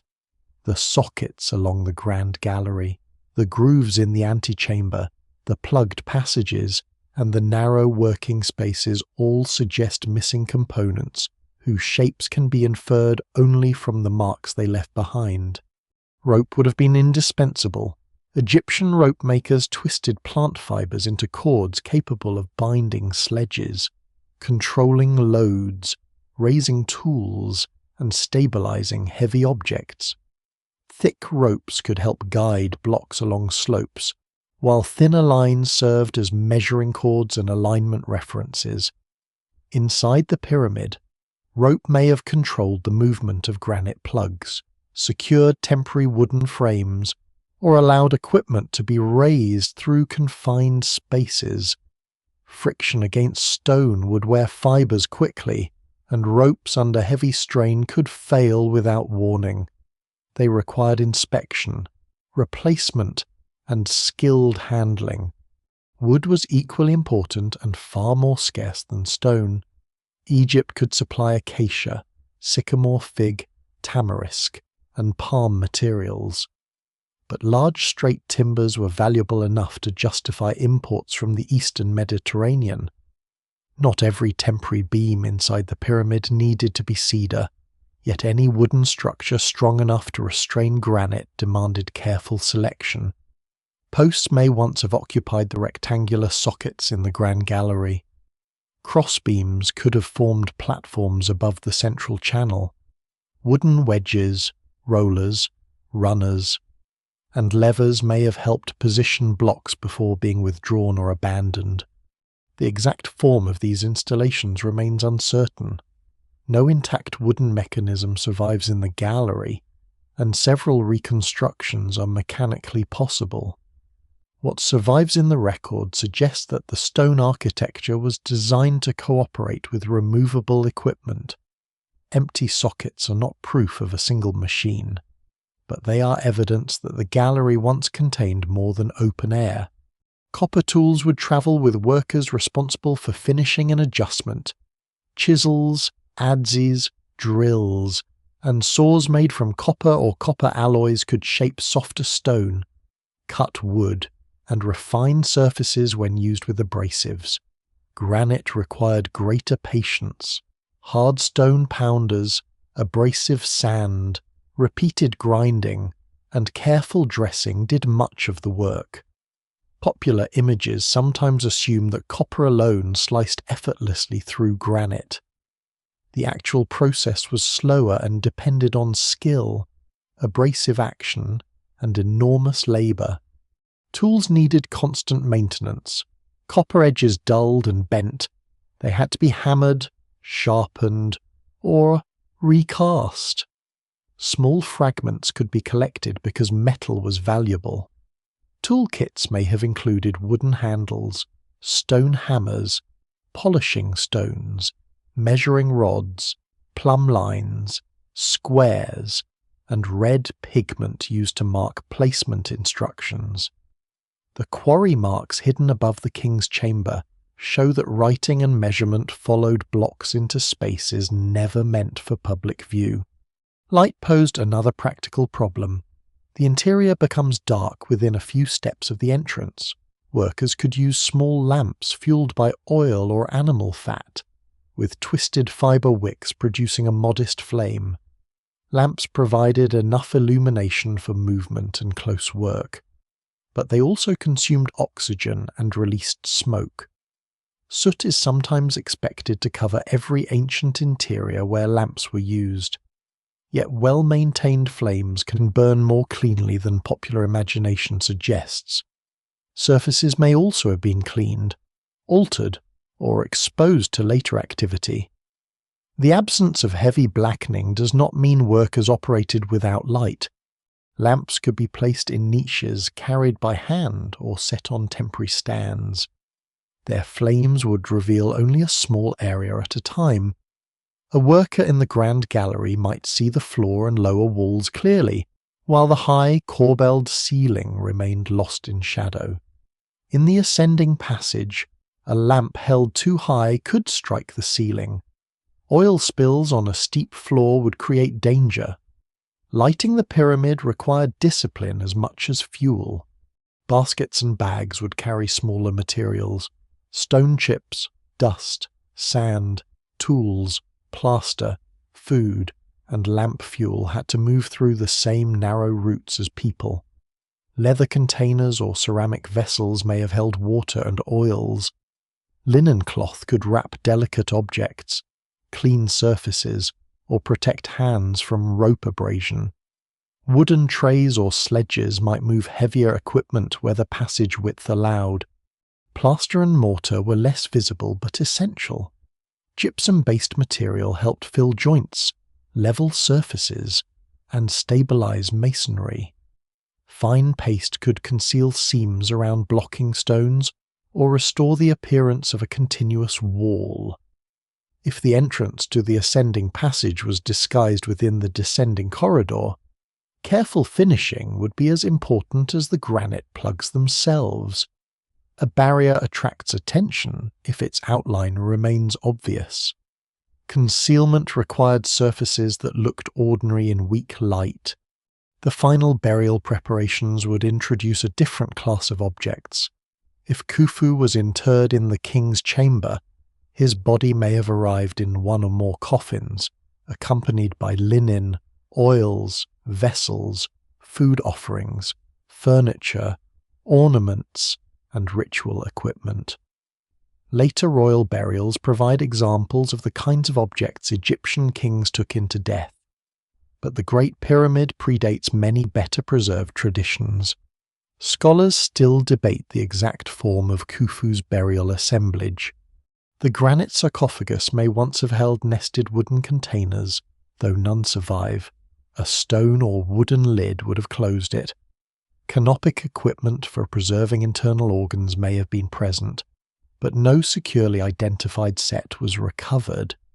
Protective amulets, royal insignia, or small statues are possible, yet they cannot be treated as known facts. The emptiness of the chamber leaves broad possibilities and very little direct evidence. Ritual materials may have included incense, resins, oils, bread, beer, meat offerings, flowers, and cloth. Priests or attendants could perform spoken ceremonies without carving the words onto the walls. The scent inside the chamber might briefly have been intense plant resins, lamp oil, fresh linen, stone dust, and the substances used in preparing a royal burial. Nothing in the surviving granite conveys that sensory world. Some materials entered the pyramid only to leave again. Construction platforms were dismantled, measuring equipment was collected, lamps and tools were carried out. Valuable timber would rarely be abandoned without reason. Ropes could be removed unless trapped behind a block. Debris might be swept from important rooms while being left in hidden spaces. The pyramid's final emptiness was partly created deliberately by workers clearing the structure before closure. Other items may have remained because they formed part of the ceiling system. Wooden supports could hold granite plugs until release. Packing stones might prevent premature movement.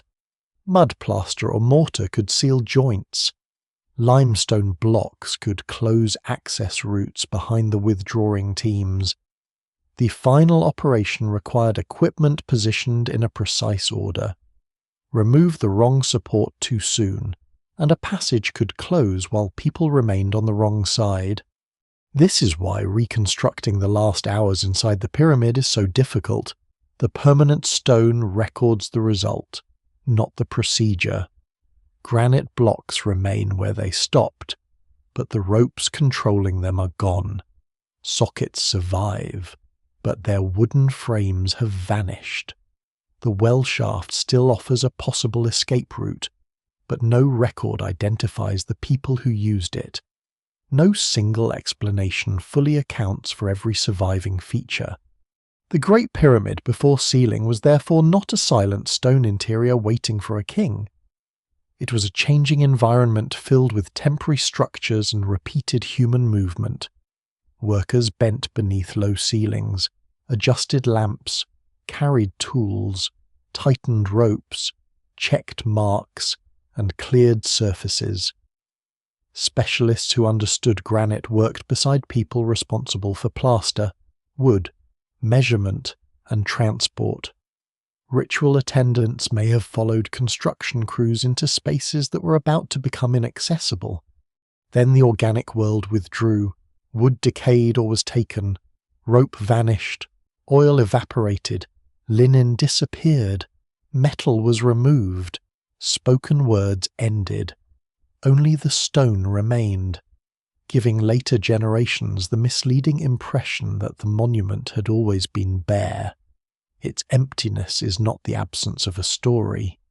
It is the final product of the moment when everything needed by the living was removed, everything intended for the dead was enclosed, and the machinery of construction disappeared behind the architecture it had created. When the living materials vanished, they took most of the burial with them. The king's chamber still contains its granite sarcophagus, but almost everything that might explain the final ceremony is gone. There is no royal body, no coffin, no lid, no intact jewellery, no inscribed funerary equipment, and no sealed group of objects carrying Khufu's name. The chamber survives as a prepared destination stripped of the event for which it was apparently made. This absence is the central contradiction of the Great Pyramid, the strongest candidate for the most ambitious royal tomb in Egyptian history, preserves almost none of the burial it was built to protect. The mainstream archaeological interpretation remains that the Great Pyramid was Khufu's tomb and the centre of his funerary complex. That conclusion does not rest on a single object. It comes from the monument's position within a royal cemetery, its association with mortuary and valley temples, its causeway, subsidiary pyramids, boat pits, elite tombs, work gang markings bearing forms of Khufu's name, and its place within a long development of Egyptian pyramid building. The granite sarcophagus in the upper chamber reinforces that interpretation. Taken together, the evidence is far more consistent with a royal funerary monument than with a power plant, astronomical machine, grain store, or repository of lost global knowledge. Yet the burial itself remains inferred rather than witnessed. Archaeologists have not found Khufu in the chamber. No contemporary account describes his funeral. No surviving inventory lists the objects placed beside him. The pyramid texts carved in later royal monuments do not appear on these walls, leaving the architecture without a written guide to its ritual purpose.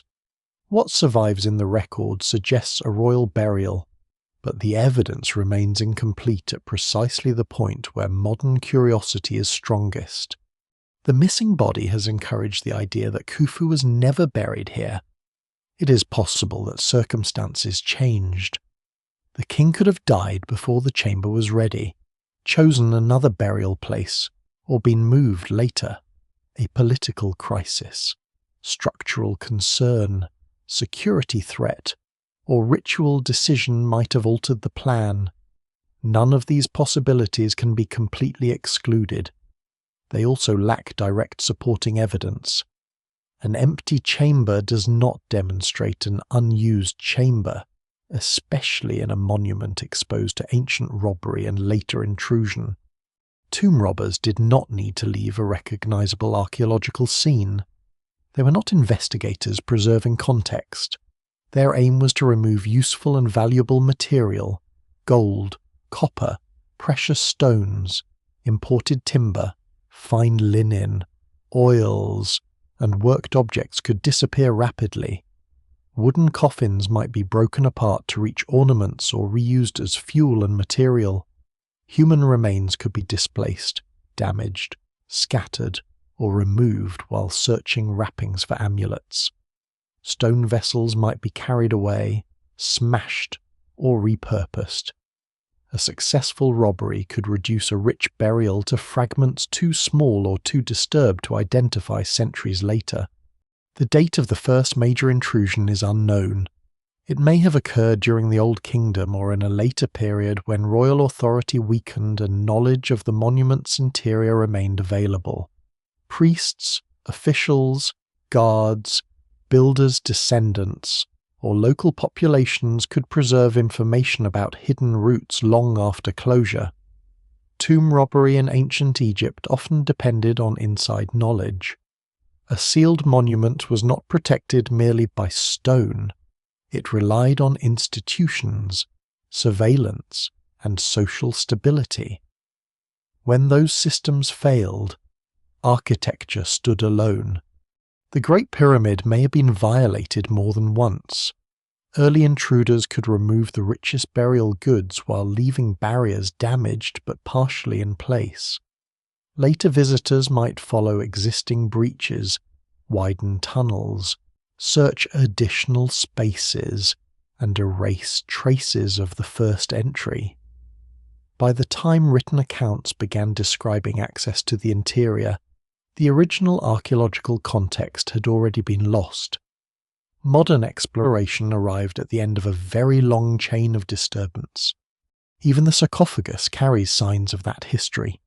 Its damaged corner and missing lid may reflect robbery, later efforts to break or inspect it, or accidents during centuries of access. The box is too large to remove through the known finished passages, so it remained after everything portable vanished. Its survival may have less to do with reverence than with inconvenience. Stone endured where valuables did not. No mummy fragments can now be securely identified as Khufu's. This absence feels especially striking because Egyptian royal mummies from later periods survive in museums and collections, but those bodies reach the present through unusual sequences of reburial, concealment, rediscovery, and preservation. Many royal remains were lost entirely. The survival of any ancient body is exceptional, not guaranteed. The disappearance of Khufu is therefore frustrating without being historically extraordinary.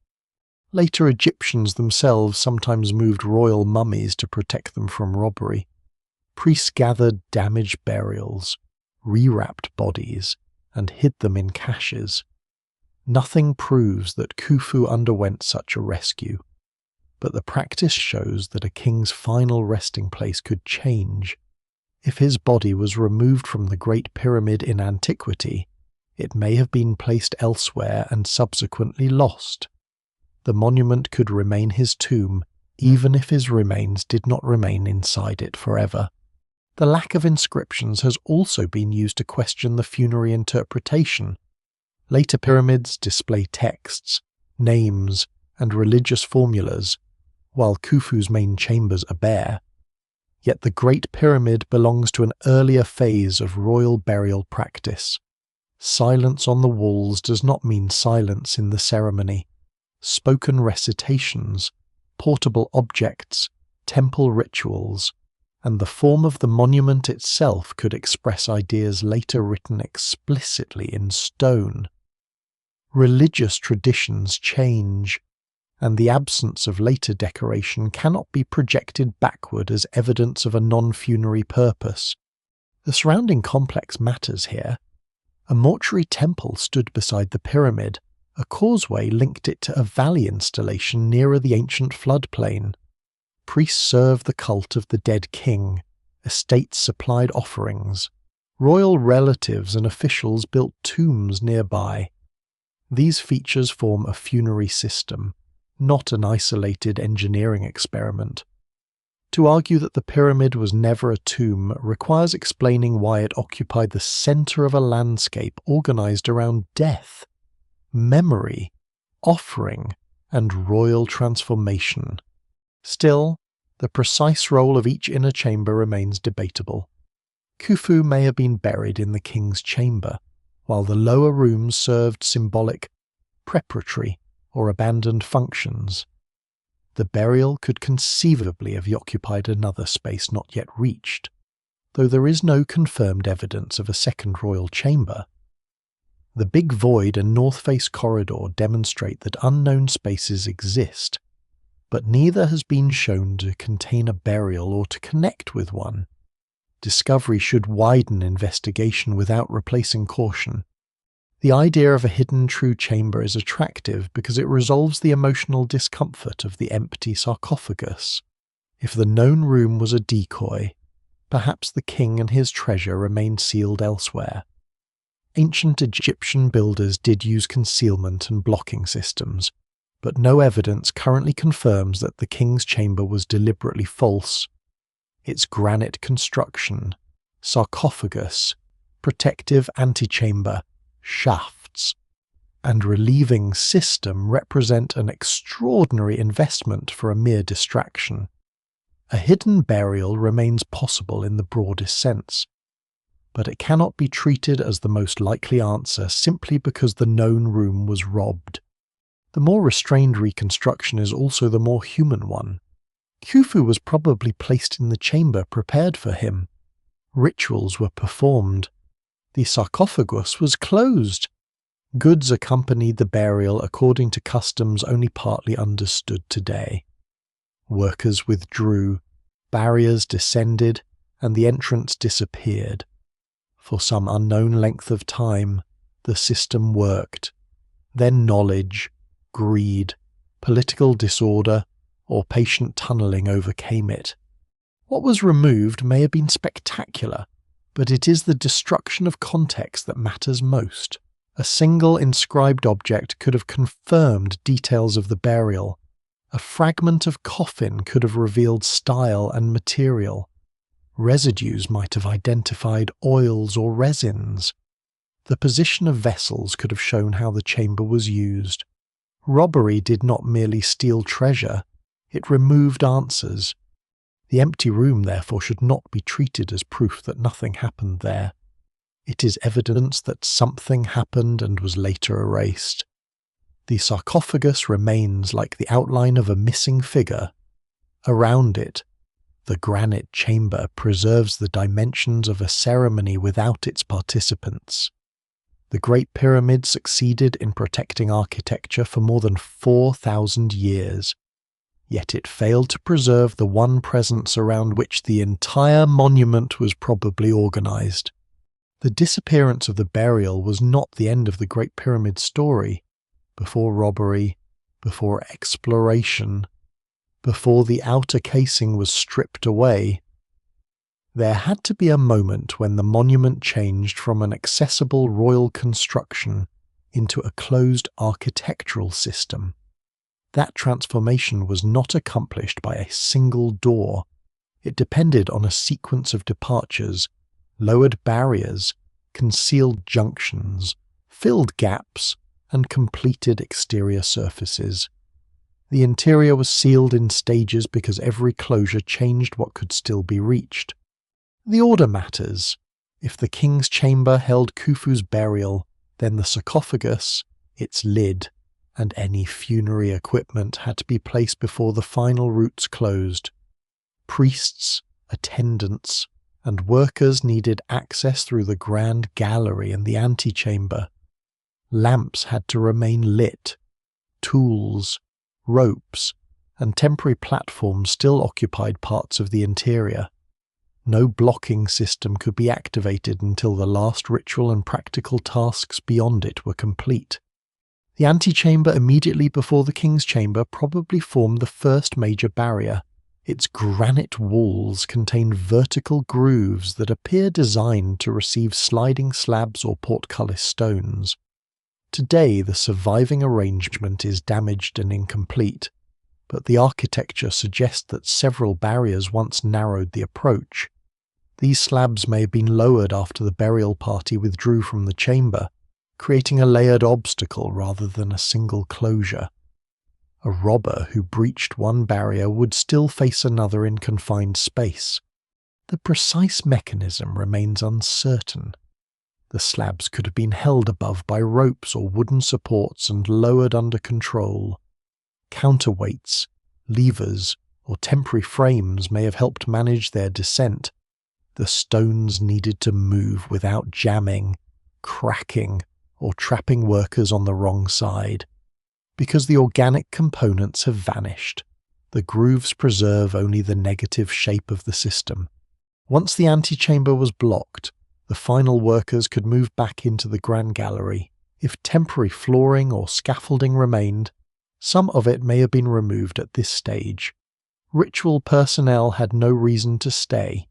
The space returned to the practical control of a small sealing team whose task was to convert the accessible route into a closed one.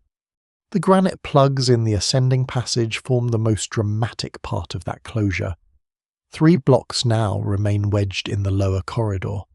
They may have been stored higher up while access continued, perhaps restrained near the lower end of the gallery or within a prepared channel. When released, they were guided downward until they settled into the ascending passage, filling it almost completely. The popular image of these blocks sliding freely like stones in a mechanical trap is probably too simple. Granite moving down a steep confined corridor would generate immense force. An uncontrolled block could crack, wedge diagonally, or crush any structure in its path. More likely, the plugs were lowered gradually, perhaps on lubricated surfaces, over wooden runners, or under the restraint of ropes and beams. Their close fit suggests careful preparation rather than a dramatic final fall. The workers responsible for them faced an immediate problem. Once the plugs occupied the passage, they could no longer descend through the normal route. This is where the well shaft may have become essential. Near the lower end of the grand gallery, the shaft drops irregularly through the pyramid, eventually connecting with the descending passage below the hidden junction. A small team could retreat through it after the ascending corridor was blocked, leaving the upper chambers inaccessible from the original entrance. The shaft is cramped, uneven, and partly follows a natural fissure, making it an unpleasant route for withdrawal. Workers would descend with lamps and minimal equipment, moving carefully through a narrow channel while the main passage behind them became permanently sealed. It may have served other purposes: earlier ventilation, inspection, construction access, but its connection between the upper and lower systems made it uniquely useful during closure. After emerging into the descending passage, the sealing team still had to leave the pyramid itself. At this point, the upper chambers were protected by granite, but the original entrance remained open. The workers could climb upward through the descending corridor, carrying away lamps, ropes, and tools. Behind them, the subterranean route remained accessible, but the hidden ascent was masked above the ceiling. The concealment of that junction may have required replacing or finishing limestone around the opening. Anyone entering later should see a continuous descending passage rather than evidence of a branch. Carefully fitted masonry, plaster, or surface dressing could disguise the place where the upper route began. In weak lamplight and a corridor too low for easy inspection, even a small visual deception would be effective. The original entrance on the north face then had to disappear. The descending passage began behind the outer casing, high above ground level. As casing stones were completed around the entrance zone, the opening could be closed with fitted blocks designed to resemble the surrounding surface. The chevron arrangement above helped protect the area structurally, while smooth Tura limestone completed the outer geometry. Whether the entrance was sealed only after the burial or partly concealed earlier remains debated. Much of the casing may already have been in place while internal work continued through a temporary opening. The final stones could then close the last visible route. Construction sequencing at this scale allowed different areas to reach completion at different times. The pyramid did not wait as an unfinished shell for one ceremonial day. Outside, workers may have dismantled ramps, platforms, and access installations no longer needed. The exact form of the pyramid's construction ramps remains uncertain, and different systems may have been used at different heights, whatever their design. The final exterior required removing or reshaping temporary approaches so that the casing could be finished. Debris was cleared, gaps were filled, surfaces were dressed to restore the pyramid's continuous slope. The casing itself formed part of the security system. Its polished white limestone would hide masonry joints more effectively than the rough core visible today. Under strong sunlight, the finished surface may have appeared almost seamless from a distance. The northern entrance was not marked by a doorway inviting approach. It was absorbed into the geometry. Nearby, other parts of Khufu's funerary complex were also closed. Boat pits were covered by massive slabs. Temple spaces were prepared for continuing ritual use. The pyramid was sealed, but the royal cult outside it remained active. Priests did not need access to the burial chamber in order to sustain Khufu's afterlife. Offerings and ceremonies took place in the mortuary complex, where the living could interact with the dead king without reopening his tomb. This distinction is important. The interior was designed to withdraw from human use, while the surrounding temples were designed for repeated service. One part of the monument became inaccessible, another remained socially active. The king's body was hidden, but his cult was maintained through visible architecture, offerings, titles, and estates. No surviving document gives the exact day or order of closure. The sequence must be reconstructed from architecture, comparison, and practical necessity. Some steps may have occurred differently. The well shaft may not have served as the final escape route. The granite plugs may have been positioned earlier. The original entrance could have been reopened or altered during later work. Scholars still debate the details because the monument preserves barriers more clearly than operations. Yet the overall logic is difficult to avoid.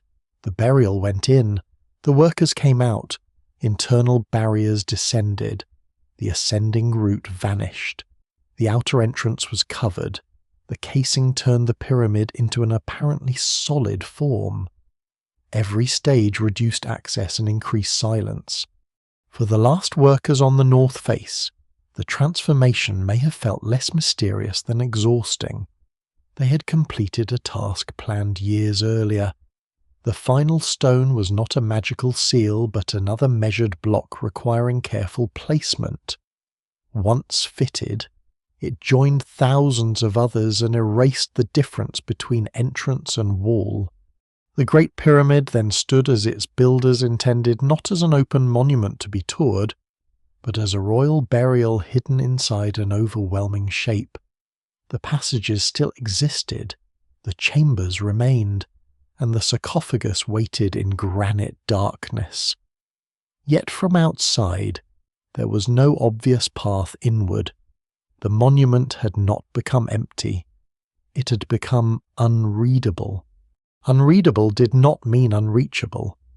The Great Pyramid's defences depended on concealment, material strength, and the hope that knowledge would fade before determination overcame stone. For a time, that may have been enough. The smooth casing hid the original entrance. The descending passage directed movement away from the upper chambers. Granite plugs blocked the ascent. Portcullis stones restricted the approach to the king's chamber. Yet the pyramid was too large, too famous, and too closely associated with royal wealth to escape attention forever. The earliest intrusion cannot be dated with certainty. By the time written descriptions of the interior become useful, the original burial context has already disappeared. Robbers may have entered during a period of weakening central authority. Perhaps when the institutions maintaining Khufu's cult could no longer protect the monument, they may have possessed inherited knowledge of the entrance, access to architectural traditions, or information supplied by people connected to the plateau. Tomb robbery was rarely a matter of wandering blindly through the desert with a chisel. Successful entry into a royal monument often required planning, labour, and some understanding of where valuable spaces were likely to lie. If early intruders found the original northern entrance, they would first descend toward the chamber below ground. The concealed junction leading upward may still have appeared invisible. At some point, however, the limestone around the granite plugs was breached. Rather than cutting directly through the harder granite, robbers tunneled around it through the softer surrounding masonry. This bypass remains one of the clearest signs that the blocking system worked as a physical obstacle but failed as a permanent defense. The tunnel is rough, irregular, and practical. It does not follow the clean geometry of the original passages. Its makers were not building for eternity. They were searching for a route past resistance. Hammering through limestone in confined darkness would be slow and dangerous, but the difference in hardness between limestone and granite made the choice obvious. Once the tunnel reconnected with the ascending passage above the plugs, the upper interior opened again. From there, intruders could reach the Grand Gallery, the Queen's Chamber, the Antechamber, and eventually the King's Chamber. If the granite barriers in the antechamber still stood, they too had to be broken, bypassed, or exploited where damaged. Every breach destroyed information. Tool marks from robbery overlapped original construction marks, blocks shifted, debris mixed, objects were removed without record. The interior became a layered crime scene revisited over centuries. The King's Chamber offered the greatest reward and perhaps the greatest disappointment. If Khufu's burial remained intact when the first robbers arrived, the chamber may still have contained coffins, ritual goods, vessels, textiles, ornaments, and the king's body. The lid of the sarcophagus had to be removed or broken. Portable wealth disappeared. Materials without obvious value may have been damaged in the search for gold or precious stones. Even linen wrappings could be cut apart if robbers expected amulets beneath them. No description survives from those first intruders. They left no account of what they saw. If they found a royal burial, one of the most extraordinary archaeological discoveries in human history, vanished without being recorded. The loss is difficult to measure because even the categories of objects remain uncertain. Khufu lived before the richly documented royal burials of later periods, and his funerary equipment may have differed in important ways. The first robbers did not merely remove treasure. They erased the best opportunity to understand an early Egyptian king's burial as a complete ritual arrangement. Later visitors encountered a monument already altered. Some may have widened passages, cleared debris, searched walls, or cut exploratory tunnels into areas they suspected concealed further rooms. The niche in the Queen's Chamber was attacked because it resembled a possible doorway. The Subterranean Chamber attracted digging because its rough floor and pit suggested unfinished depth. Every search followed the same assumption that still shapes curiosity today if the known rooms appear empty. The true secret must lie somewhere else. The tunnel commonly associated with the Abbasid Caliph al-Mamun belongs to this long history of entry. According to later tradition, workers in the 9th century cut directly into the northern face because the original entrance was hidden or inaccessible.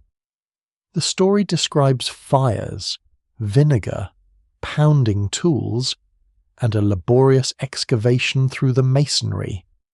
Its details were recorded long after the supposed event and should not be accepted uncritically. The tunnel itself, however, is real. It enters the pyramid below and west of the original opening before turning toward the known passage system.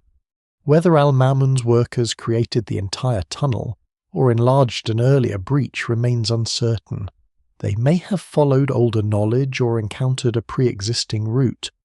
One famous version of the story claims that the sound of a falling stone guided them toward the descending passage, but this has the quality of legend rather than secure history.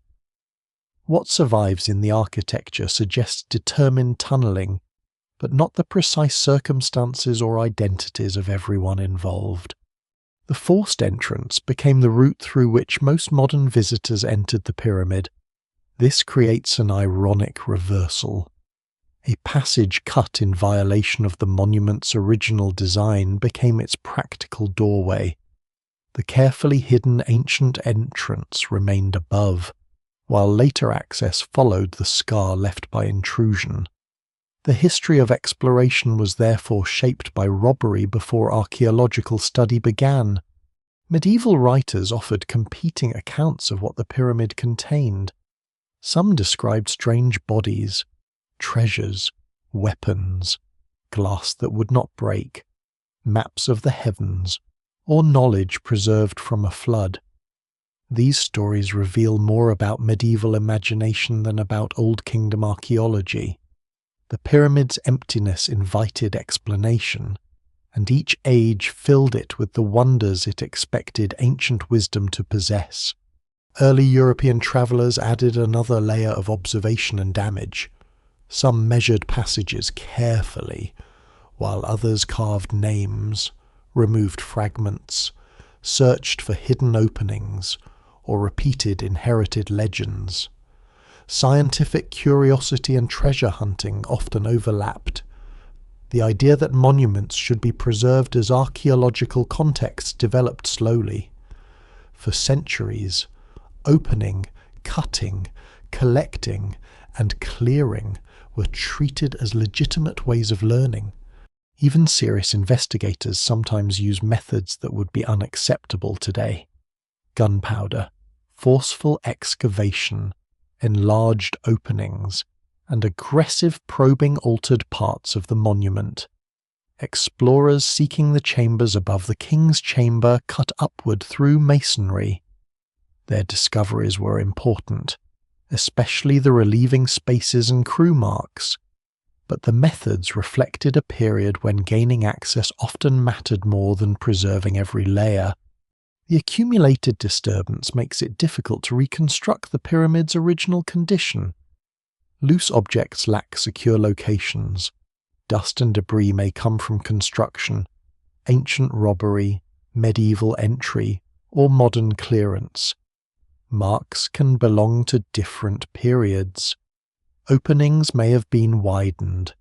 Surfaces may have been cleaned repeatedly. The interior seen today is not simply the pyramid after burial. It is the pyramid after thousands of years of intervention. This is why absence must be interpreted cautiously. A missing object may never have existed, or it may have been removed in antiquity. A damaged wall may hide an original feature, or the damage itself may have created a misleading cavity. A rough tunnel could be ancient, medieval, or a combination of both. The evidence remains incomplete because the monument was not excavated once under controlled conditions. It was entered repeatedly by people with different goals and methods. The continuing search for another burial chamber partly grows from this damage. Since the known chamber was emptied, some hope that robbers reached only a decoy. A hidden room might still preserve Khufu, his equipment, or records of the pyramid's construction. The possibility cannot be dismissed completely, but it should not be confused with evidence. Known spaces were designed with extraordinary care and are sufficient to explain a royal burial later robbed. What robbery unquestionably removed was certainty. If a named coffin, royal remains, sealed vessels, and funerary goods had survived in place, many disputes would narrow immediately. The purpose of the king's chamber would be clearer. The date of burial would be better anchored. This sequence of closure could be tested against objects left behind. Instead, researchers must work backward from architecture after its contents and context have been stripped away. The tunnels through the Great Pyramid therefore lead not only inward but backward through layers of loss. Original builders concealed the route, ancient robbers exposed it. Later explorers widened it. Modern researchers inherit all of these alterations at once. The monument still preserves astonishing amounts of information, yet the most direct evidence may have left in the hands of people whose names were never recorded.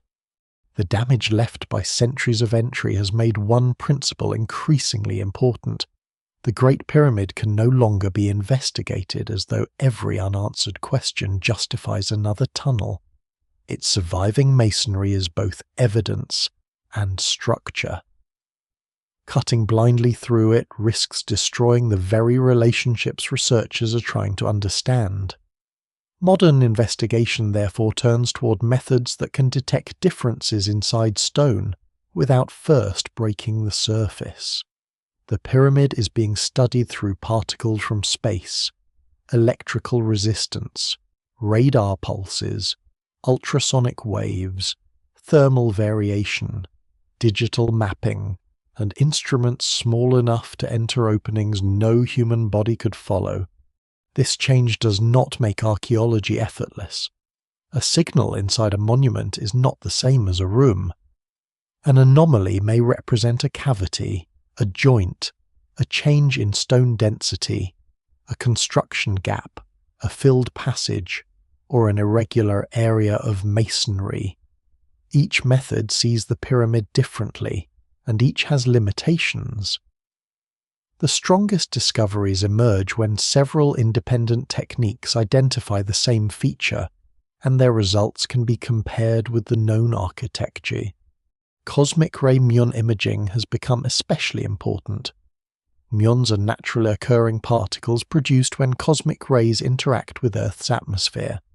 They pass through matter more readily than many other particles, but dense material absorbs more of them than empty space does. Detectors placed within or around the pyramid can measure the number arriving from different directions.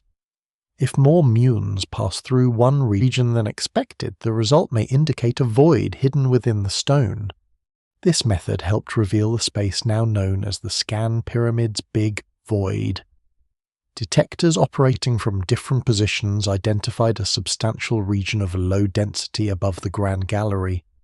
The signal was observed through more than one muon technique, making it unlikely to be a simple instrumental error. The void appears to extend for at least 30 meters, placing it among the largest known internal spaces detected in the pyramid since the 19th century. Its existence is far clearer than its identity. Researchers do not yet know whether the Big Void is a single continuous chamber, a sequence of smaller spaces, a sloping gallery, or a construction zone composed of several connected cavities. Its exact cross-section remains uncertain. No confirmed passage currently gives access to it, and no camera has entered it. The name itself is appropriately cautious. It describes what the measurements reveal: a large area with less material than expected, without claiming that the space is a royal room. The void may have helped reduce pressure over the Grand Gallery. It could belong to a system of construction spaces created while the pyramid rose. It may have served as an internal ramp, a staging area, or a structural feature unlike anything visible elsewhere in the monument. More speculative suggestions include an undiscovered ceremonial chamber, or an additional route toward a hidden burial space. None of these possibilities has been confirmed. No single explanation fully accounts for the available data because the data describe location and scale more clearly than purpose. The relieving chambers above the King's Chamber offer an important warning. They are large hidden spaces, but their primary role is structural. Their emptiness protected architecture below and preserved access needed during construction. The Big Void may prove similarly practical. That would not make it disappointing. A construction space of such size could transform understanding of how the pyramid's interior was organized and how loads were controlled during building. Closer to the northern face, another discovery brings the investigation back toward the place where the story began. Behind the limestone chevrons above the original entrance lies the North Face Corridor, a roughly horizontal space extending about 9 meters into the pyramid. Muon observations first identified its general form: ground-penetrating radar, ultrasonic testing, electrical resistivity measurements, and later multi-method analysis helped confirm its dimensions and position. A small camera inserted through a narrow opening eventually provided direct images of its interior. The corridor has a gabled or chevron-like roof and a rectangular cross-section large enough for a person to stand within it. Dust lies along its floor. Stone joints remain visible. Its far end appears closed, at least from the viewpoint reached by the camera. It contains no visible inscriptions, burial goods, or elaborate decoration. Yet its mere survival is remarkable. It remained behind the northern face, close to one of the most examined areas of the pyramid. While generations passed without knowing its precise form, its function is still uncertain. The strongest structural interpretation connects it with the chevrons and the entrance area below. The corridor may relieve or redirect weight above the original descending passage, reducing pressure on vulnerable masonry. It could also have provided temporary access during construction, or formed part of a system whose other components remain undiscovered. Its position close to the exterior suggests that it belongs intimately to the way the northern face and entrance zone were assembled. The possibility of another space beyond its closed end attracts attention, but existing evidence does not establish one. A corridor that appears to terminate could end against ordinary masonry, a structural block, or a barrier leading elsewhere. Claims that it must connect to Khufu's true burial chamber go beyond what has been measured. The North Face Corridor is significant because it is real, not because of what imagination places behind it. Electrical resistivity tomography offers one way to examine the surrounding stone. By measuring how electrical current behaves through different materials, researchers can identify contrasts that may correspond to cavities or changes in masonry. Ground-penetrating radar sends electromagnetic pulses into accessible surfaces and analyzes returning reflections. Ultrasonic techniques use sound waves to locate internal boundaries, joints, and rear block surfaces. When these methods agree, they can refine the location and shape of hidden features without opening a human-sized entrance. Similar non-destructive techniques are now being applied inside the known chambers. Ultrasonic arrays can investigate the lower granite block rows of the king's chamber, revealing reflections from joints and deeper boundaries several meters beyond the visible surfaces. Material characterization can examine mineral changes, salt deposits, weathering, and the condition of limestone and granite. These studies may sound less dramatic than the discovery of a hidden corridor, but they answer essential questions about how the pyramid was assembled and how it continues to survive. Salt crystallization, changes in humidity, temperature variation, visitor pressure, natural fractures, and ancient structural stress all affect the monument. A hidden space is valuable only if reaching it does not destabilize the stone around it. Conservation therefore sets limits on curiosity. Drilling a tiny inspection hole may sometimes be justified after several methods confirm a target.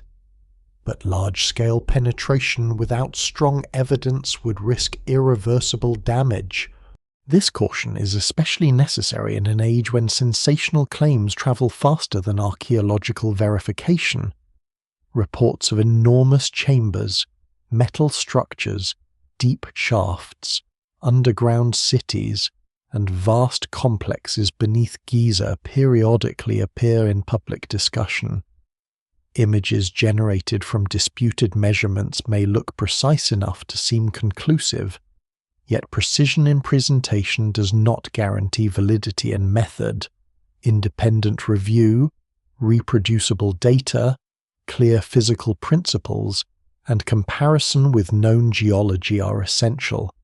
The plateau does contain underground spaces, Tomb shafts descend into bedrock, chambers lie beneath mastabas, quarries, natural fractures, later tunnels, and known funerary structures create a complicated subsurface environment.